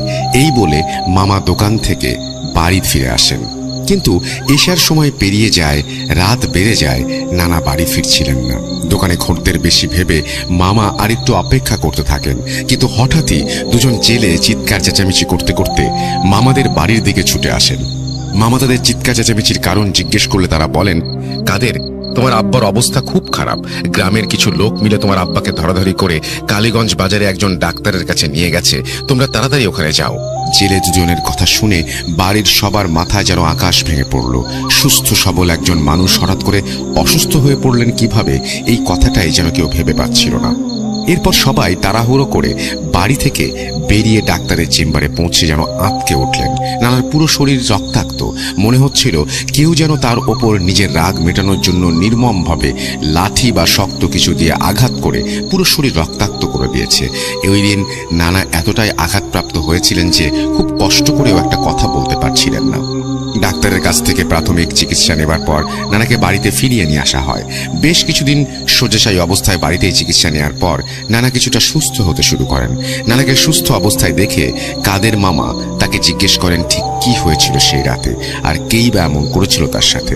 এরপর নানা যা বলেন তা শুনলে স্বাভাবিকভাবেই একজন মানুষের লোম দাঁড়িয়ে যাবে। তিনি বলেন, আমি যখন মাগরিবের নামাজ শেষে মিলাদ পড়িয়ে দোকানের দিকে ফিরছিলাম, মসজিদ পার হয়ে হাতের দক্ষিণ পাশে বাজারের দিকে রাস্তায় বেশ কয়েকটা হিন্দু বাড়ি আছে, আর ওখানেই আছে একটি কালী মন্দির। হিন্দু বাড়ি পেরিয়ে মন্দিরের কাছাকাছি যেতেই হঠাৎ করে আমার শরীরের ভেতরে একটা কাঁপুনি দিয়ে ওঠে। আমি নিজেকে সামাল দিয়ে সামনে তাকাতেই দেখি আমার সামনে লম্বা কিছু একটা দাঁড়িয়ে আছে। অন্ধকারে আমি জিনিসটা আসলে কি তা স্পষ্টভাবে বুঝতে পারছিলাম না। প্রথমে ভেবেছিলাম পরিচিত কেউ, তাই হয়তো আমায় দেখে দাঁড়িয়ে পড়েছে, কিন্তু পরক্ষণেই ওনার পরিচয় জানতে চাইলে আমি সামনের দিক থেকে সজোরে একটা ধাক্কা অনুভব করি। ওই ধাক্কায় আমি প্রায় 3-4 কদম দূরে ছিটকে পড়ি। এরপর সেই আবছা অবয়বটা যেন অন্ধকারের মাঝে আরো ঘন কালো অন্ধকারে রূপ নিতে থাকে। আমার দিকে এগিয়ে আসে আর আমার বুকের ওপরে এক পা রেখে এলো পাথারি ভাবে চোখ মুখ সহ শরীরে আঘাত করতে থাকে। ব্যথায় যন্ত্রণায় ছটফট করতে করতে আমি নিস্তেজ হয়ে পড়ছিলাম। ঠিক সেই মুহূর্তে এক অজানা শক্তি আমার মধ্যে জাগ্রত হতে শুরু করে, আর আমি চিৎকার দিয়ে বলে উঠি, আল্লাহ রক্ষা করো আমায়। এরপর আমার আর কিছু মনে নেই। যখন জ্ঞান ফেরে তখন আমি বাজারের ওই ডাক্তারের চেম্বারে। শুনেছি আমার চিৎকার শুনে হিন্দু বাড়ির লোকেরা আর জেলে দুজন আমাকে ধরাধরি করে ওখানে নিয়ে গেছে। ওরা না থাকলে হয়তো কালো অবয়বটা আমাকে ওই রাতে মেরেই ফেলতো। নানার কথা শুনে বাড়ির সবাই যেন বাকরুদ্ধ হয়ে গিয়েছিল। শুধু তাই নয়, বাড়িতে যারা কাজের লোক ছিল তারাও ঘটনাটি শুনেছিল, আর হয়তো তাদের মধ্যেও পুরো গ্রামের লোকদের কাছে ঘটনাটি ছড়িয়ে পড়েছিল। এরপর একে একে অনেক মানুষ নানার খোঁজ নিতে আসতেন আর দ্রুত সুস্থ হয়ে টোটকা দিয়ে যেতেন। গ্রামের মানুষ নানাকে যেমন ভালোবাসতেন তেমনি শ্রদ্ধা করতেন। হিন্দু মুসলিম নির্বিশেষে সবার কাছেই তিনি ছিলেন খুব প্রিয় একজন ব্যক্তি। এভাবেই বেশ কিছুদিন কেটে যায় আর নানাও ধীরে ধীরে সুস্থ হতে শুরু করেন। কিন্তু কিছুদিন পরেই দেখা দেয় এক নতুন বিপত্তির। একদিন রাতে কাদের মামা ওয়াশরুমে যাওয়ার জন্য বিছানা ছেড়ে উঠতেই শুনতে পান বাড়ির উঠোনে সশব্দে কেউ হাঁটাচলা করছে, কিন্তু উনি দরজা খুলে উঠোনে গিয়ে কাউকে দেখতে পান না। হয়তো বিড়াল কুকুর বা কিছু একটা এসেছিল এটা ভাবেন। তারপর তিনি কাজ শেষে আবার ঘরে ফিরে যান। কিছুক্ষণ পর শব্দটা যেন আরো স্পষ্টভাবে আসতে থাকে, তবে এবার মনে হচ্ছিল শব্দটা বাড়ির চারপাশ থেকে আসছে আর কোনো মানুষ পুরো বাড়ির চারপাশে দৌড়ে বেড়াচ্ছে। কিন্তু এটা কিভাবে সম্ভব? বাড়ির চারপাশে তো উঁচু করে দেয়াল দেয়া আর তার কাটা দিয়ে ঘেরা, সাধারণ কোনো মানুষের পক্ষে ওটা পার করে আসা সম্ভব নয়। আর চোর হলেও তো এত শব্দ করে পুরো বাড়ির চারপাশে দৌড়াতে পারবে না। মামা আবারও দরজা খুলে বাইরে বেরিয়ে আসেন, কিন্তু এবারও কাউকে দেখতে পান না। ওই রাতে মামা বিষয়টি কাউকে জানাননি। তবে এভাবে টানা কয়েক রাত মামা বিষয়টি লক্ষ্য করতে শুরু করেন। তবে বাড়িতে বড় মামি, নানু সহ আরো কয়েকজন থাকলেও বিষয়টা শুধু মামাই খেয়াল করেছিলেন। যা হোক, এভাবে কদিন কেটে যাওয়ার পর নানু পুরোপুরি সুস্থ হয়ে ওঠেন। সুস্থ হয়ে নানা আগের মতো আবার দোকানে যেতে শুরু করেন। এমনই একদিন দোকান বন্ধ করে নানা বাড়ি ফিরছিলেন। দোকান থেকে বাড়ি ফেরার পথে দুটো শ্মশান পড়ে। একটা ছিল জঙ্গলের মাঝে আর একটা ছিল নদীর পাশে। ওই দিন নদীর পাশে শ্মশান ঘাটে একজনের দাহ কাজ সম্পন্ন করতে দেখে নানা হঠাৎ করে বলে ওঠেন, আমি মারা গেলে আমাকে কবরে নিস না, আমার লাশটা এই শ্মশানে নিয়ে পুড়িয়ে দিস। নানার কথা শুনে কাদের মামা যেন চমকে ওঠেন। খাঁটি মুসলমান হওয়া সত্ত্বেও একজন মানুষ কিভাবে কথাটি বলতে পারে তা ভেবেই মামা স্তব্ধ হয়ে গিয়েছিলেন। তিনি মনে মনে তওবা করে নানাকে এমনটা বলার কারণ জিজ্ঞাসা করলে কিছুক্ষণ চুপ থেকে তিনি বলেন, যেটা বললাম সেটাই করিস, আমাকে শ্মশান ঘাটে এনেই পুড়িয়ে দিস। এরপর কাদের মামা কোনো কথা না বলে একটু ভয়ে ভয়ে নানাকে ধরে বাড়ি ফিরিয়ে নিয়ে আসেন। বাড়ি ফিরে কাদের মামা নানির সাথে নানার কথাগুলো শেয়ার করলেও নানি তখন কথাটা খুব একটা গ্রাহ্য করেননি। কিন্তু এর ঠিক পরের দিন সকাল থেকেই নানা অসুস্থ হয়ে পড়েন। গ্রামের ডাক্তারদের কাছ থেকে প্রাথমিক চিকিৎসা নিয়েও এবার কোনো কাজ হচ্ছিল না। পরবর্তী চিকিৎসার জন্য নানাকে সিলেটের ওসমানী মেডিকেলে ভর্তি করা হলেও বিশেষ কোনো উপকার হয়নি। নানা ধীরে ধীরে শুকিয়ে যাচ্ছিলেন আর খাওয়া দাওয়াও কমিয়ে দিয়েছিলেন। দুর্বলতার কারণে ঠিকমতো হাঁটাচলা করতে পারছিলেন না তিনি। দিন দিন অবস্থার অবনতি হতে থাকায় কাদের মামা তার ছোট ভাই রফিকের সাথে যোগাযোগ করেন এবং তাকে লন্ডন থেকে দেশে ফিরে আসতে বলেন। রফিক মামাও বিভিন্ন মাধ্যমে যোগাযোগ করে 2 সপ্তাহের মাঝে দেশে ফিরে আসেন। কিন্তু এই সময়ের মাঝে নানা আরও অসুস্থ হয়ে পড়েন। তাকে ঢাকা মেডিকেলে নিয়ে গেলেও সেখানেও ডাক্তাররা তার কোনো রোগ শনাক্ত করতে পারেননি। মাত্র 2 মাসে নানার শরীরের অবস্থা এতটাই খারাপ হয়ে গিয়েছিল যা বলার মতো না। তাকে দেখে মনে হচ্ছিল যে বহু বছর যাবৎ কোনো রোগে আক্রান্ত হয়ে চিকিৎসাহীনতায় ভুগে শরীরের এমন হাল বানিয়েছেন। একটা সময় ডাক্তাররা প্রায় সব আশা ছেড়ে দিয়ে বলেন, ওনার বয়স হয়ে গিয়েছে, তাই বার্ধক্যের কোনো রোগ দেখা দিয়েছে। আপনারা ওনাকে বাড়ি ফিরিয়ে নিয়ে যান এবং ভালোভাবে দেখাশোনা করুন, ওনার ইচ্ছেগুলো পূরণের চেষ্টা করুন। এরপর নানাকে ঢাকা মেডিকেলে ফিরিয়ে নিয়ে আসা হয়। কিন্তু ওই 2 মাসের মধ্যে নানা শুধু একটা কথাই বলতেন, শোন, তোদের উদ্দেশ্যে আমার একটাই কথা, আমি মারা গেলে আমাকে শ্মশানে নিয়ে পুড়িয়ে দিস। নানার কাছ থেকে বারবার একই কথা শুনতে শুনতে একটা সময় ছোট মামা বড় মামার সাথে আলোচনা করে বাড়িতে একজন হুজুর নিয়ে আসার কথা চিন্তা করেন। বড় মামাও এই বিষয়ে সম্মতি জানান। তাই পরদিন বিকেলেই টুকের বাজার জামে মসজিদের হুজুর সাহেবকে বাড়িতে নিয়ে আসা হয়। ইমাম সাহেব এসে নানাকে ঝাড়ফুঁক করে বিষয়গুলো বোঝার চেষ্টা করেন, কিন্তু তিনিও কিছু বুঝতে পারেন না। বরং বলেন, ওনার মতো একজন ধর্মভীরু এবং সৎ মানুষের সাথে কে এমন শত্রুতা করবে, আর শেষ বয়সে কেই বা তার ক্ষতি করতে চাইবে। এরপর আরো কিছু কথা বলে ইমাম সাহেব বিদায় নেন। ওই রাতে বাড়িতে ঘটে এক অদ্ভুত ঘটনা। হঠাৎ করে মাঝরাতে টিনের চালে প্রচন্ড পরিমাণে ঢিল পড়তে শুরু করে। বাড়ির সবাই নিজ নিজ ঘর থেকে বাইরে বেরিয়ে এসে মাটিতে কেন ঢিল পড়ছে দেখতে থাকেন, কিন্তু তখনও অনবরত টিনের চালে ঢিল পড়েই যাচ্ছে। তারপর থেকেই বাড়ির সবাই বুঝতে পারেন যে তাদের সাথে অতি প্রাকৃত কিছু ঘটছে। ওই রাতে সবাই এক ঘরে থেকে কোনো মতে রাতটা পার করবেন। পরদিন ফজরের আজান দিতেই বড় মামা আর ছোট মামা বাজারের মসজিদের সেই ইমাম সাহেবের সাথে দেখা করেন এবং সব ঘটনা খুলে বলে ভালো একজন হুজুরের সন্ধান চান। সবকিছু শোনার পর ইমাম সাহেব একজন হুজুরের খোঁজ দেন, যার বাড়ি ছিল পিরোজপুর এলাকায়। ইমাম সাহেবের কাছ থেকে সব তথ্য নিয়ে মামা সেই হুজুরের সাথে দেখা করার জন্য পিরোজপুরের উদ্দেশ্যে রওনা দেন এবং সৌভাগ্যক্রমে তার সাথে দেখাও হয়। পরবর্তীতে হুজুরকে সবটা জানানো হলে তিনি বাড়িতে গিয়ে এক রাত থাকার অনুমতি চেয়ে নেন এবং মামাদের সাথে নিয়ে সেদিনই উপস্থিত হন। মাঝরাত সবাই হুজুরের সাথে বাড়ির ভেতরে বসে কোনো এক বিষয়ে কথা বলছিলেন। ঠিক তখনই হঠাৎ করে বাড়ির চারপাশে ঘূর্ণিঝড়ের মতো পরিবেশ সৃষ্টি হয়। মনে হচ্ছিল ঘূর্ণিঝড়টা যেন মুহূর্তের মধ্যে সবকিছু লণ্ডভণ্ড করে দেবে। এমন সময় হুজুর বাইরে বেরিয়ে গিয়ে আমাদের সবাইকে বাড়ির ভেতরে থাকতে বলেন আর দরজা জানালা বন্ধ করে দিতে বলেন। প্রায় ঘণ্টাখানেক পর ঝড় থেমে গেলে হুজুর ক্লান্ত পরিশ্রান্ত অবস্থায় বাড়ির ভেতরে প্রবেশ করেন। কাদের মামা তাকে ধরাধরি করে ভেতরে নিয়ে এসে বসালে তিনি যা বলেন তা ছিল শ্বাসরুদ্ধকর। তিনি বলেন, তোমার আব্বাকে খুব মারাত্মকভাবে কালো জাদু করা হয়েছে। আমি যা ভেবেছিলাম তার থেকে 100 গুণ শক্তিশালী এই জাদু। আমি কখনো কল্পনা করিনি একজন মানুষ তার নিজের আক্রোশ মেটাতে অন্যের ওপর এত জঘন্যভাবে কালো জাদু করতে পারে। কথাটি শুনে পুরো বাড়ি কয়েক মুহূর্তের জন্য নিস্তব্ধ হয়ে গিয়েছিল। আমার নানি হুজুরকে জিজ্ঞাসা করেন কে এই কালো জাদু করেছে, কিন্তু হুজুর সে বিষয়ে কিছু বলতে পারেননি। তিনি বলেন, ওনার সাথে কার এমন শত্রুতা থাকতে পারে সেটা আপনারা খুঁজে বের করুন এবং তাকে বলুন এই জাদু কাটিয়ে দিতে, কারণ এটা আমার পক্ষে সমাধান করা সম্ভব নয়। হুজুরের সাথে কথোপকথন চলাকালীন সময়ে ছোট মামা পাশের ঘরে বসে এই সব কিছু নিয়ে চিন্তা করছিলেন। ঠিক এমন সময় হঠাৎ করে তিনি চেঁচামেচি করতে শুরু করেন। পাশের ঘর থেকে উঠে সবাই ছোট মামার ঘরে ঢুকেই দেখতে পান তিনি মাটিতে পড়ে আছেন আর তার বাম কান দিয়ে রক্ত গড়িয়ে পড়ছে। সবাই ধরাধরি করে মামাকে বিছানায় বসিয়ে দিয়ে সবটা জিজ্ঞেস করলে তিনি বলেন, আমি বিছানায় বসে বাবার বিষয়টা নিয়ে ভাবছিলাম। ঠিক এমন সময় মনে হলো কোনো আবছা কালো অবয়ব দেয়াল ভেদ করে ঘরে ঢুকে আমার দিকে এগিয়ে আসছে। আমি উঠে দাঁড়াতেই অবয়বটা আমাকে সজোরে একটা চড় মেরে মাটিতে ফেলে দেয়। ছোট মামার কথা শুনে হুজুর সবাইকে অবাক করে দিয়ে এমন কিছু রোমহর্ষক তথ্য দিয়ে যান যা শুনলে যে কারো রুহ কেঁপে উঠবে। কিন্তু সেই তথ্যগুলো আমার ঘটনার শেষে উল্লেখ করব। হুজুর চলে যাওয়ার আগে বাড়িতে কোনো একটা কোরআন খতম দেওয়ার কথা বলে যান। এতে করে নাকি যিনি কালো জাদু করেছেন তার নাম জানতে সুবিধা হবে। পরদিন সকালেই দুই মামা সেই হুজুরের কথা মতো বাড়িতে মাদ্রাসার ছাত্র ডেকে নিয়ে এসে কোরআন খতম দেওয়ান এবং তাদের জন্য খাবারের আয়োজনও করেন। এরই মধ্যে বড় মামা সেই হুজুরকে বলেছিলেন তিনি যেন বড় কোনো হুজুরের সন্ধান দেন। এক্ষেত্রে যত টাকা লাগে মামা তা বহন করতে রাজি। কোরআন খতম দেওয়ার ঠিক পর মুহূর্তেই সেই হুজুর তার গুরুকে নিয়ে বাড়িতে উপস্থিত হন। বড় হুজুরকে সবটা জানিয়ে তার কাছে সেই কালো জাদুকারীর নাম জানতে চাইলে তিনি সময় চেয়ে নেন।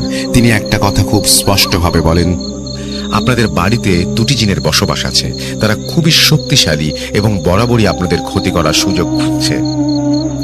তাদের মধ্যে একজন হিন্দু আর একজন মুসলমান। তাই আমি ফিরে না আসা পর্যন্ত খুব সাবধানে চলাফেরা করবেন। ওই দিনের পর থেকে সমস্যাগুলো ধীরে ধীরে বাড়তে শুরু করে।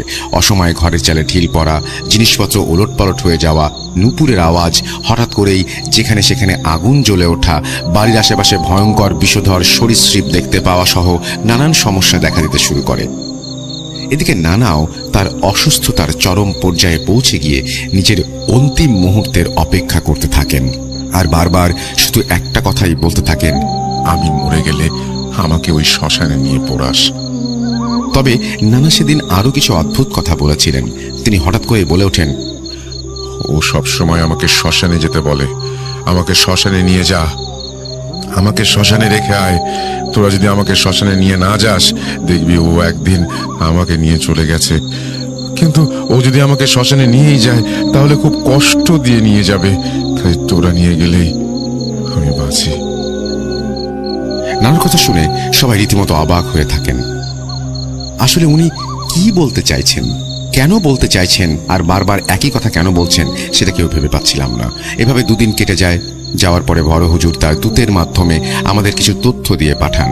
তিনি জানান যে 2জন জিন মামাদের বাড়িতে অবস্থান করছে তাদের মধ্যে হিন্দু জিনটিকে কালো জাদুর মাধ্যমে শুধুমাত্র নানার ওপর চালান করা হয়েছে আর মুসলমান জিনকে পুরো বাড়ির মানুষের জন্য চালান করা হয়েছে। হুজুরের কাছ থেকে এই তথ্য পাওয়ার পর বাড়ির সকলেই বেশ চিন্তিত হয়ে পড়েছিলেন।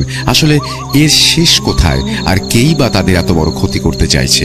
অনেক ভাবনা চিন্তার পরও কেউ এর সমাধান খুঁজে পাচ্ছিলেন না। এর কিছুদিন পর আমাদের পরিবারের সাথে ঘটে যায় মর্মান্তিক হৃদয় বিদারক এক ঘটনা। বড় হুজুর নিজে এসে কাদের মামাকে সেই কালো জাদুকারীর নাম জানিয়ে যান, কিন্তু সেই ব্যক্তির নাম এবং কেন পুরো পরিবার তার উপর কালো জাদু করেছিল সেই কথা আমি ঘটনা শেষ অংশে টুইস্ট হিসেবে রেখে দিচ্ছি। তবে তিনি একজন মানুষ ছিলেন যার কথা পরিবারের কেউ কল্পনাতেও আনতে পারেনি। হুজুরের সাহায্যের জন্য চট্টগ্রামের হাটহাজারী মাদ্রাসার একজন আলেমের সাথে যোগাযোগ করা হয়েছিল। তিনি নাকি জানিয়েছিলেন, যদি পুরো পরিবারের ক্ষতি না চান তাহলে আপনার বাবাকে ওনাদের সাথে চলে যেতে দিন, অন্যথায় সবাইকে বড় সমস্যার সম্মুখীন হতে হবে। আপনার বাবাকে এতটাই জঘন্যভাবে কালো জাদু করা হয়েছে যে তা থেকে রক্ষা পাওয়া অসম্ভব। কিন্তু এটা কিভাবে সম্ভব? কেউ কি কখনো তার পরিবারের সদস্যের মৃত্যু নিজের চোখের সামনে দেখার জন্য প্রস্তুত থাকবে? কখনোই না। তাই বাড়ির সবাই নিজেদের জীবন বাজি রেখে চেষ্টা চালিয়েছিলেন নানাকে বাঁচানোর জন্য। হুজুরের কাছ থেকে সব তথ্য সংগ্রহের পর নানা অসুস্থ হতে শুরু করেন আর বারবার বলতে থাকেন, ওরা আমাকে নিয়ে গেলে খুব কষ্ট দিয়ে মারবে, তাই তোরাই আমাকে শ্মশানে রেখে আয়। তাই ওই দিন বিকেলে কাদের মামা নানার দ্বিতীয় পক্ষের স্ত্রী অর্থাৎ তার সৎ মায়ের বাড়ির উদ্দেশ্যে রওনা দেন। সেখানে গিয়ে তিনি নানার অসুস্থতার কথা সবাইকে জানান এবং তাদেরকে বাড়ি নিয়ে আসেন নানার সাথে দেখা করানোর জন্য। ওই পরিবারের 3 জন সদস্যই সেদিন বাড়িতে আসেন এবং নানার শরীরের অবস্থা দেখে খুব কষ্ট পান। এতদিন তার সাথে কোনো প্রকার যোগাযোগ না রাখার কারণেও বেশ আফসোস করেন, কিন্তু সেই মুহূর্তে আফসোস করে আর কি বা হবে। এরপর থেকে নানার প্রথম এবং দ্বিতীয় পরিবার একসাথেই থাকতে শুরু করেন। যদিও এটা নিয়ে গ্রামের মানুষেরা নানান কথা বলছিলেন, আর বলাটাই স্বাভাবিক। এই সবকিছুর মাঝে পুরো পরিবারকে বাঁচানোর জন্য কাদের মামা নিজের জীবন ঝুঁকির মুখে ফেলে একটা কাজ করে বসেছিলেন। কিন্তু ওই যে বলেছিলাম, এই সবকিছু ঘটনার শেষ অংশের টুইস্ট হিসেবে রেখে দিচ্ছি, ক্ষমা করবেন। শেষবারের মতো না হয় একটু অপেক্ষা করেই দেখুন, ইনশাল্লাহ নিরাশ হবেন না। এরপর আসে সেই বিভীষিকাময় দিন। হুজুর বাড়ির সবাইকে বলেছিলেন নানাকে খুব চোখে চোখে রাখতে। কালো জাদুর আলামত পাওয়ার টানা 3 মাস নানাকে চোখের আড়াল হতে দেননি কেউ। কিন্তু একদিন বিকেলে আসরের নামাজের পর বাড়ির সবাই যে যার মতো কাজে ব্যস্ত ছিলেন। এমন সময় নানি কোনো একটা কাজ করতে ঘরের ভেতরে যেতেই চিৎকার দিয়ে জ্ঞান হারিয়ে ফেলেন। নানির চিৎকার শুনে সবাই দৌড়ে ঘরের ভেতর গিয়ে যে দৃশ্যের সম্মুখীন হন তা ভাষায় প্রকাশ করা অসম্ভব। সবাই দেখেন মাথাবিহীন অবস্থায় নিথর দেহ নানা বিছানায় পড়ে আছেন, আর পুরো বিছানা সহ মেঝেতে তাজা রক্তের বন্যা বয়ে চলেছে। বাকিটুকু আপনাদের কারোরই বুঝতে আর বাকি নেই, আল্লাহ আমাদের ক্ষমা করুক। কিন্তু নিজের পরিবারের কারো সাথে এমন কোনো ঘটনা ঘটলে আপনি বা আপনার ওই মুহূর্তের অনুভূতিটা কেমন হবে ব্যক্ত করতে পারতেন? আমিও পারবো না। ওই মুহূর্তে সবাই যেন বাকরুদ্ধ হয়ে গিয়েছিল। আসলে কারো মাথাতেই আসছিল না যে কি ঘটলো এসব। কাদের মামা আর রফিক মামা কোনোভাবে নিজেদের আবেগ কষ্টকে নিয়ন্ত্রণ করে সব ঘটনা মেলানোর চেষ্টা করতে থাকেন। তারপরে হঠাৎ করে তারা খেয়াল করেন ঘরের কোথাও দেহ থেকে বিচ্ছিন্ন হয়ে যাওয়া মাথা খুঁজে পাওয়া যাচ্ছে না। অনেক খোঁজাখুঁজির পরেও যখন কোনো সন্ধান পাচ্ছিলেন না, তারা তখন আল্লাহর কাছে সাহায্য চাইতে শুরু করেন। ঠিক তখনই তার মাথায় আসে যে অসুস্থ হবার পর আব্বা সবসময় বলতেন, আমি মারা গেলে আমাকে শ্মশানে নিয়ে পড়াস। ঠিক এই কথা সূত্র ধরে ছোট মামা আর রবিউল মামা, সৎ মামা, তারা ভাবেন যদি এটা জিনের কাজ হয় তাহলে আব্বাকে ওই শ্মশানে নিয়ে গেছে। তাই আর সময় নষ্ট না করে ওনারা 3 জনই শ্মশানের দিকে দৌড় দেন। এরপরে ঘটনাগুলো কেউ আন্দাজ করতে পারেন? মনে আছে ঘটনার শুরুতে নদীর পারে ওই শ্মশান ঘাট থেকে ভেসে আসা করুণ আর্তনাদ করতে থাকা 3টি পুরুষ কণ্ঠের কথা, দাও দাও করে জ্বলতে থাকা সেই গোলাকৃতি বস্তুটির কথা। জি হ্যাঁ লিসেনার্স, ওই গোলাকৃতি বস্তুটি আর অন্য কিছু নয়, ওটা ছিল একজন মানুষ, আমার নানার মাথা। ছোট মামা আব্বা আব্বা বলে আত্মচিৎকার করতে করতে চিতার ওপর থেকে কাঠগুলো সরাতে থাকেন। রবিউল মামা নদী থেকে পানি এনে আগুন নেভানোর চেষ্টা করতে থাকেন। আর এক পর্যায়ে আগুন নিভে গেলে বড় মামা তার আব্বার মাথা নিজের শার্টের মধ্যে পেঁচিয়ে ধরে রওনা দেন। আমার এখনো মনে আছে মামা বলছিলেন বাড়ি ফেরার সময় কষ্টে তার বুকটা ফেটে যাচ্ছিল। বারবার মনে হচ্ছিল তার আব্বা তাকে কানে ফিস ফিস করে বলছে, কাদের কষ্ট পাস না, কষ্ট পাস না বাবা, আমার অবর্তমানে তোর মায়ের খেয়াল রাখিস আর সবাইকে দেখে রাখিস। কিন্তু বাড়ি ফেরার সময় এমন দিনের বেলাতেই শ্মশান থেকে শিমুল গাছের দিকে তাকিয়ে তারা 3 জনই একসাথে দেখতে পান মানুষ আকৃতির জ্বলন্ত এক ছায়ামূর্তি তাদের দিকে তাকিয়ে নিকৃষ্ট হাসি হাসছে। ওই অবস্থাতেই বাড়ি ফেরার পর হুজুরকে খবর দেয়া হয় আর একে একে লাশের গোসল, জানাজা সহ যাবতীয় কাজ সম্পূর্ণ করে দাফনের প্রস্তুতি নেওয়া হয়। ঠিক এমন মুহূর্তে হুজুর বলে ওঠেন, কাদের সাহেব, আপনাদের বিপদ এখনো কাটেনি। যদিও ওরা আপনার বাবার জীবন নিয়ে গিয়েছে, তবুও ওদের স্বার্থ এখনো হাসিল হয়নি। ওরা চায় আপনার বাবার পুরো শরীরটা নিয়ে যেতে। তাই আপনার বাবার কবরটা বাইরে না দিয়ে ঘরের ভেতরেই দিয়ে দিন। শুধু তাই নয়, কবর দেওয়ার পর সেটাকে সবসময় চোখে চোখে রাখার ব্যবস্থা করুন এবং এই ব্যাপারটা নিশ্চিত করতে হবে আপনার পরিবারকে। এরপর হুজুরের কথা মতো নানাকে বাড়ির ভেতরেই কবরস্থ করা হয়। আর দাফন কার্য সম্পন্ন হবার পর হুজুর বলে যান নানার কবরে যেন সব সময় মোমবাতি জ্বালিয়ে রাখা হয়, নয়তো যে কোনো সময় বড় অঘটন ঘটে যেতে পারে। তারপর থেকে নানার কবরের পাশে সব সময় মোমবাতি জ্বালিয়ে রাখা হতো, আর কেউ না কেউ সেটা চোখে চোখে রাখতো। বিশেষ করে নানার দ্বিতীয় স্ত্রী সব সময় সেই কবরের পাশে বসে পাহারা দিতেন। সেই সময় আমাদের পরিবারের সাথে ঘটে যাওয়া মর্মান্তিক ঘটনা পুরো গ্রামবাসীর মাঝে আতঙ্কের সৃষ্টি করেছিল। এই ঘটনা জানার পর থেকে তারা কেউই আমার মামার বাড়িতে যেতেন না। বিকেল হলেই মানুষজন বাড়ির পাশ দিয়ে চলাচল বন্ধ করে দিতেন। এইভাবেই কেটে যায় বেশ কয়েকটা মাস। কিন্তু কি ঘটেছিল তারপরে? কালো জাদুর প্রভাবগুলো কি আস্তে আস্তে কেটে গিয়েছিল, নাকি জন্ম দিয়েছিল নতুন কোনো ঘটনার? আপনারা না হয় এই বিষয়টি নিয়ে একটু ভাবতে থাকুন, আর অপেক্ষার প্রহর কাটিয়ে আমি চলে যাই ঘটনার টুইস্টে। এই মুহূর্তে আপনাদের সবার মনেই তিনটি প্রশ্ন ঘুরপাক খাচ্ছে। কে করেছে এই কালো জাদু, কেন করেছে, আর কিভাবেই বা করেছে? আপনাদের মনে আছে সেই আবছা অবয়বের জোরালো আঘাতে ছোট মামা যখন অসুস্থ হয়ে পড়েছিলেন, তখন হুজুর সবাইকে অবাক করে দিয়ে কিছু রোমহর্ষক তথ্য দিয়েছিলেন, যা শুনলে যে কারো রুহ কেঁপে উঠবে। সেই তথ্যগুলো ছিল কিভাবে নানা এবং তার পরিবারের ওপরে কালো জাদু করা হয়েছে। ওই রাতে ঘূর্ণিঝড়ের মতো আবহাওয়া বিরাজমান হওয়ার পর হুজুর যখন সবাইকে ঘরের ভেতরে থাকতে বলেন এবং বেরিয়ে যান নিজে, তখন সে নিজের আমলের মাধ্যমে বুঝতে সক্ষম হন যে কারা এই পরিস্থিতি তৈরি করেছে আর কিভাবে করেছে। পরিস্থিতি নিয়ন্ত্রণে এনে ঘরে ফিরে তিনি বলেছিলেন, আপনাদের বাড়িতে খুব বাজেভাবে দুজন জিনের বসবাস আছে। তাদের ক্ষমতা আমার তুলনায় শতগুণ বেশি। তাদের খুব নিকৃষ্ট উপায়ে এই বাড়িতে পাঠানো হয়েছে। মূলত হিন্দু জিনকে পাঠানো হয়েছে কাশেম সাহেবের ক্ষতি করার জন্য, আর মুসলমান জিনকে পাঠানো হয়েছে আপনাদের পুরো পরিবারের ক্ষতি করার জন্য। এই কাজ করানো হয়েছে কোনো এক তান্ত্রিকের মাধ্যমে, যে কিনা সদ্য আত্মহত্যা করা এক যুবকের ফাঁসির দড়ির টুকরো আর কাফনের কাপড়ের সাথে কাশেম সাহেবের নিত্য ব্যবহার্য জিনিসপত্র একত্রিত করে তাবিজ আকারে কুফরি করেছে, আর সেটা ওই যুবকের কাফনের ভেতরে ঢুকিয়ে তাকে কবরস্থ করা হয়েছে।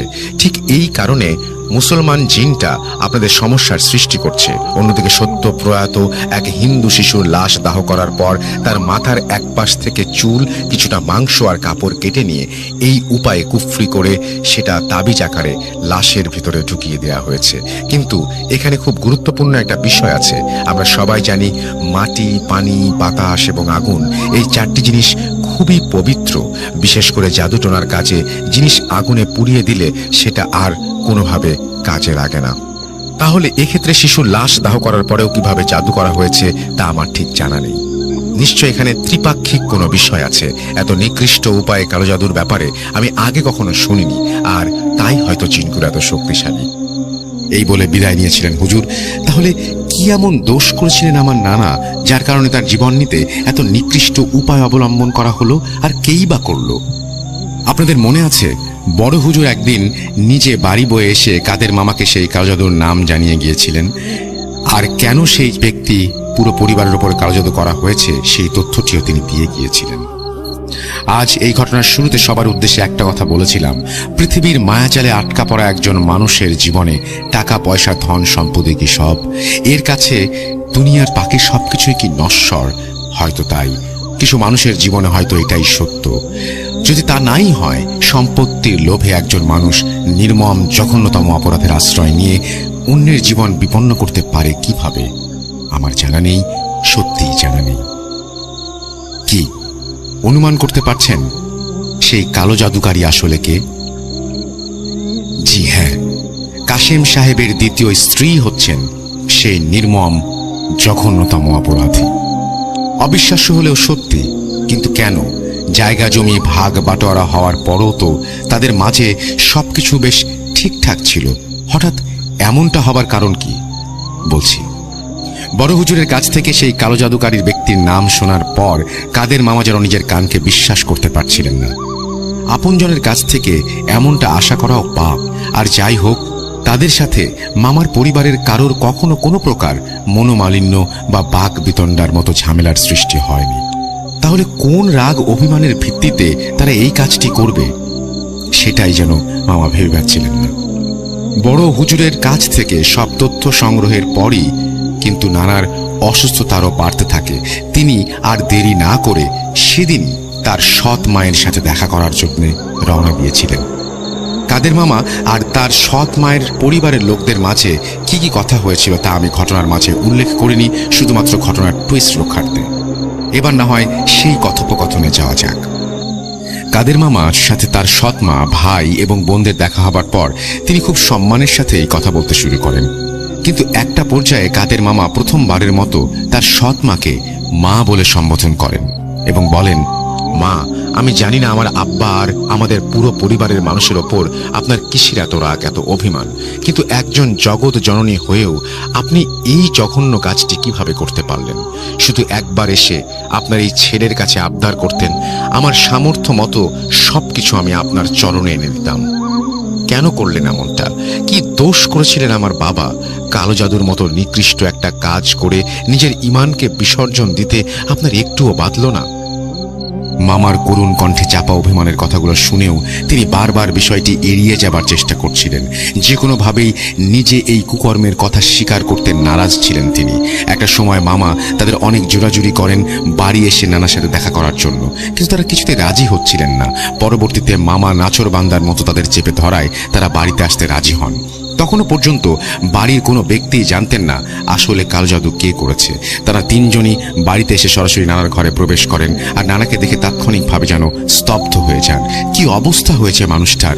হায় আল্লাহ, ক্ষমা করো, তুমি ক্ষমা করো। এভাবেই ক্রন্দনরত অবস্থায় আর্তনাদ করতে করতে মেঝেতে বসে পড়েন কাশেম নানার দ্বিতীয় স্ত্রী। আর এই সুযোগে বড় হুজুর একটি কোরআন শরীফ হাতে নিয়ে ঘরে ঢুকে পড়েন। নানার দ্বিতীয় পক্ষের স্ত্রী সন্তানদের এই বাড়িতে নিয়ে আসার মূল পরিকল্পনা ছিল বড় হুজুরের, যা তিনি কাদের মামাকে আগেই বুঝিয়ে দিয়েছিলেন। এরপর বড় হুজুর সরাসরি তার কাছে গিয়ে জিজ্ঞেস করেন কেন তিনি এত বড় অপরাধের আশ্রয় নিলেন, কিন্তু ওই মুহূর্তে তিনি আবারও সবকিছু স্বীকার করতে নারাজ। সে সময় বাড়িতে উপস্থিত সবাই যেন হতভম্বের মতন তাদের দুজনের দিকে তাকিয়েছিলেন, কারণ কেউ বিষয়টি কল্পনাও করতে পারেননি। ঠিক তখনই হুজুর তাদের হাতে থাকা কোরআন শরীফ সামনে এনে সেটাকে ছুঁয়ে কসম কেটে সত্যিটা স্বীকার করতে বলেন। এরপর আর কোনো উপায় না পেয়ে সবার সামনে নানার দ্বিতীয় স্ত্রী স্বীকার করেন, হ্যাঁ, আমি সেই ব্যক্তি যার কারণে ওনার এই অবস্থা হয়েছে। ক্ষোভের মাথায় তখন আমি বুঝিনি এতটা জঘন্য কাজ এটি, কিন্তু আমি এটা করে ফেলেছি। তার মুখ থেকে কথাগুলো শোনার পর হুজুর জিজ্ঞেস করেন তিনি এই কাজ যে করেছেন কার মাধ্যমে করেছেন। তখন তিনি বলেন, জমি জমা ভাগাভাগির সময় সবাইকে সমানভাবে সবকিছু ভাগ করে দিলেও শেষ মুহূর্তে টুকের বাজারের জমির কোনো অংশ আমাদের দেয়া হয়নি। এটা অন্যায়। ওখানে তো কম পরিমাণ জমি ছিল না, তাহলে কেন আমাদের বঞ্চিত করা হলো? আমরা কি প্রাপ্য ছিলাম না? শুধু কি দ্বিতীয় পক্ষ বলেই আমাদের সাথে এমনটা করা হলো? কাদের মামা তার সৎ মায়ের কথা শুনে বলে ওঠেন, মা, আমি আপনার পায়ে পড়ছি, দয়া করে আমার আব্বাকে ক্ষমা করে দিন আর তার ওপর থেকে এই কালো জাদুর প্রভাবটা কাটিয়ে দিন। আমার আব্বা অনেক কষ্ট পাচ্ছেন, আপনাদের যা কিছু দরকার আমি দিতে রাজি।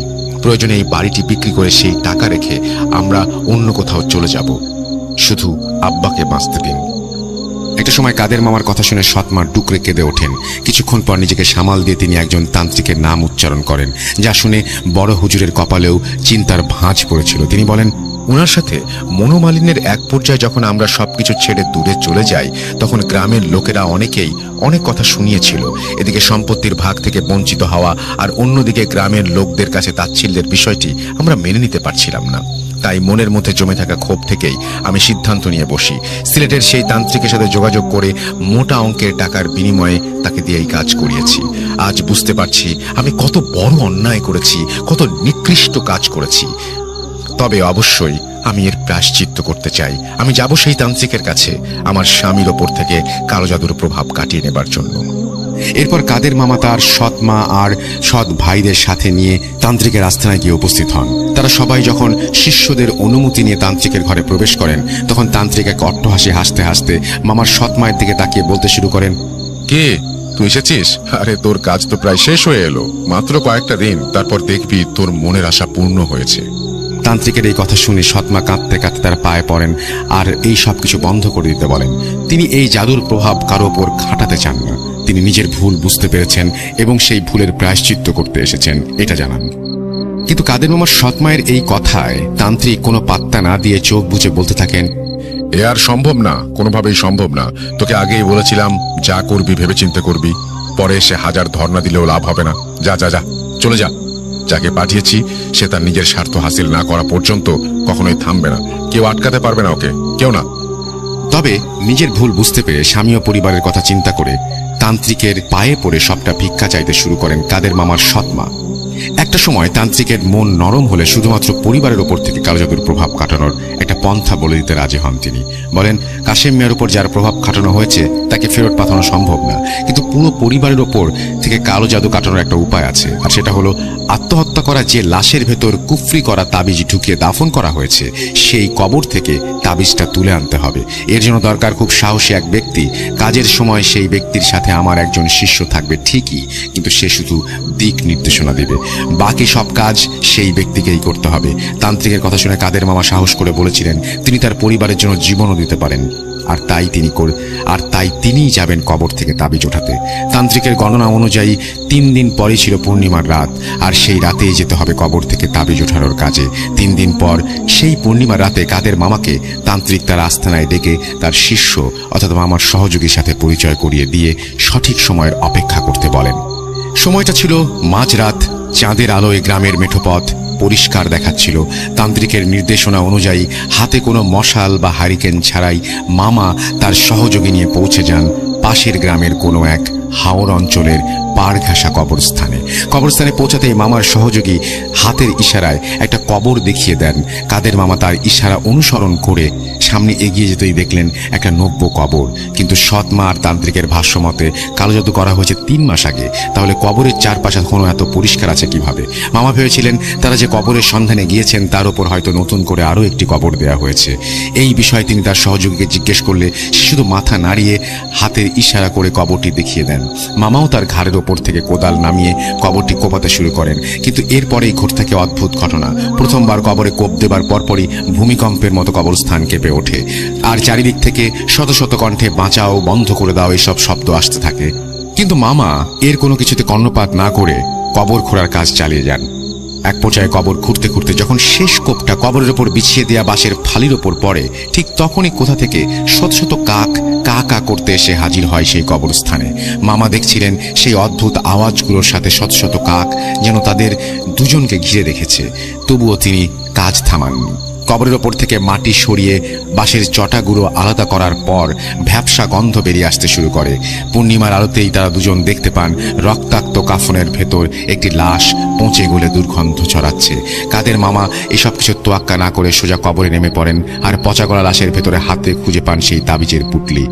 কবরের ওপর থেকে সব সরিয়ে কবরে নেমে আর তাবিজটা ওঠানো পর্যন্ত সবকিছুই ঠিক ছিল, কিন্তু বিপত্তি ঘটে তখনই। মামা যখন তাবিজটি নিয়ে উঠে আসতে চান, কবর থেকে এক হাত উঁচিয়ে তার সহযোগীর কাছে সাহায্য চাওয়া মাত্রই তিনি অনুভব করতে থাকেন শক্ত আর ধারালো কোনো বস্তু তার পায়ের সাথে আটকে গিয়েছে। তাড়াহুড়ার মধ্যে বিষয়টি বুঝতে না পেরে তিনি কোনোভাবে কবর থেকে বেরিয়ে আসতে পারছিলেন না, তার সহযোগীও হাত ধরে তাকে টেনে তুলতে পারছিলেন না। এই সময় মামার নিচে আবার পায়ের ওপর হাত রাখেন, তখন হঠাৎ করে চাঁদের স্পষ্ট আলোতে দেখতে পান সেই কাফনের ভেতর থেকে রক্তমাখা একটা হাত তাকে চেপে ধরেছে। এই দৃশ্য দেখে মামা জোরে একটা চিৎকার দিয়ে সহযোগীর কাছ থেকে সাহায্য চাইলে কবরে থাকা সেই লাশ তাকে যেন আরো টেনে নিয়ে আসতে থাকে। কোনোভাবেই সে কবর থেকে উঠে আসতে পারছিল না, তার সহযোগী কোনো সাহায্য করতে পারছিলেন না। একসময় আল্লাহর নাম নিয়ে নিজের শরীরের সমস্ত শক্তি খাটিয়ে শেষবারের মতো কবর থেকে উঠে আসতে সক্ষম হন, কিন্তু কবর থেকে উঠে আসতে তাড়াহুড়া করে সেটাকে মাটি চাপা দেবার সময় লক্ষ্য করেন তার বাঁ পাশের হাঁটুর নিচের অংশের মাংস ছিঁড়ে গেছে, আর সেখান থেকে অঝরে রক্ত পড়ছে। তিনি কোনোভাবে নিজেকে সামলে রাশটা কবরের মাটি চাপা দিয়ে আল্লাহর কাছে দোয়া করতে করতে বলেন, হে আল্লাহ, আমি জানি অনেক বড় পাপ করে ফেলেছি, কিন্তু এই দুনিয়াতে আমার আব্বাই আমার কাছে সবকিছু, দয়া করে আমাকে ক্ষমা করে দিও। আমি জানি না এভাবে লাশ উঠিয়ে শুধু মাটি চাপা দেয়া কোনো সমাধান কিনা, কিন্তু তুমি আমাদের সবাইকে ক্ষমা করে দিও। এই বলে মামা তার সহযোগী নিয়ে তান্ত্রিকের আস্তানায় রওনা দেন। ততক্ষণে তার সহযোগী নিজের গায়ে পেঁচানো একটা চাদর ছিঁড়ে মামার পায়ে লাগিয়ে রক্ত বন্ধ করে ফেলেছেন। ফেরার পথে মামা দেখতে পান হাজার হাজার কালো অবয়ব তাদের পেছনে আসার চেষ্টা করছে, কিন্তু কোনো এক অদৃশ্য শক্তির কারণে তারা এগোতে পারছে না। এরপর মামা তার সহযোগী তাবিজটি নিয়ে তান্ত্রিকের কাছে পৌঁছালে বিভিন্ন মন্ত্র পড়ে তান্ত্রিক সেই তাবিজটি খোলে আর সেটা থেকে শার্টের একটা অংশ বের করে মামার হাতে দেয় আর মামাকে বলে শার্টের অংশটা বাড়িতে নিয়ে যাওয়ার পথে কোনো পুকুরে ফেলে দিতে। ঠিক এভাবেই কাদের মামা তার জীবন বাজি রেখে পুরো পরিবারকে রক্ষা করেছিলেন সেই রাতে। এ যাত্রায় আল্লাহ রহমতে বাড়ির বাকি সদস্যদের জীবন বাঁচাতে পারলেও তার বাবার জীবন বাঁচানো সম্ভব হয়নি, যা নিয়ে আজও আফসোস চলছে। কি ভাবছেন ঘটনা এখানেই শেষ? নানার লাশ দাফনের মাসখানেক বাদে কি ঘটেছিল সেটা জানতে চাইবেন না? নানার মৃত্যুর পর কালোজাদুর প্রভাবটা কি আদৌ কেটে গিয়েছিল? এবার না হয় ঘটনার শেষ টুইস্টে চলে যাওয়া যাক। 21 জুলাই 2008, বর্ষাকাল। এমনই এক বৃষ্টি স্নাত দিনে নানার কবরের পাশে বসে কোরআন তেলাওয়াত করছিলেন তার দ্বিতীয় স্ত্রী। বড় হুজুরের কথা মতো কবরের পাশে সবসময় একটা করে মোমবাতি জ্বালিয়ে রাখা হতো। সেদিনও জ্বলছিল। ঠিক এক দমকা হাওয়ায় নিভে যায় সেই মোমবাতি।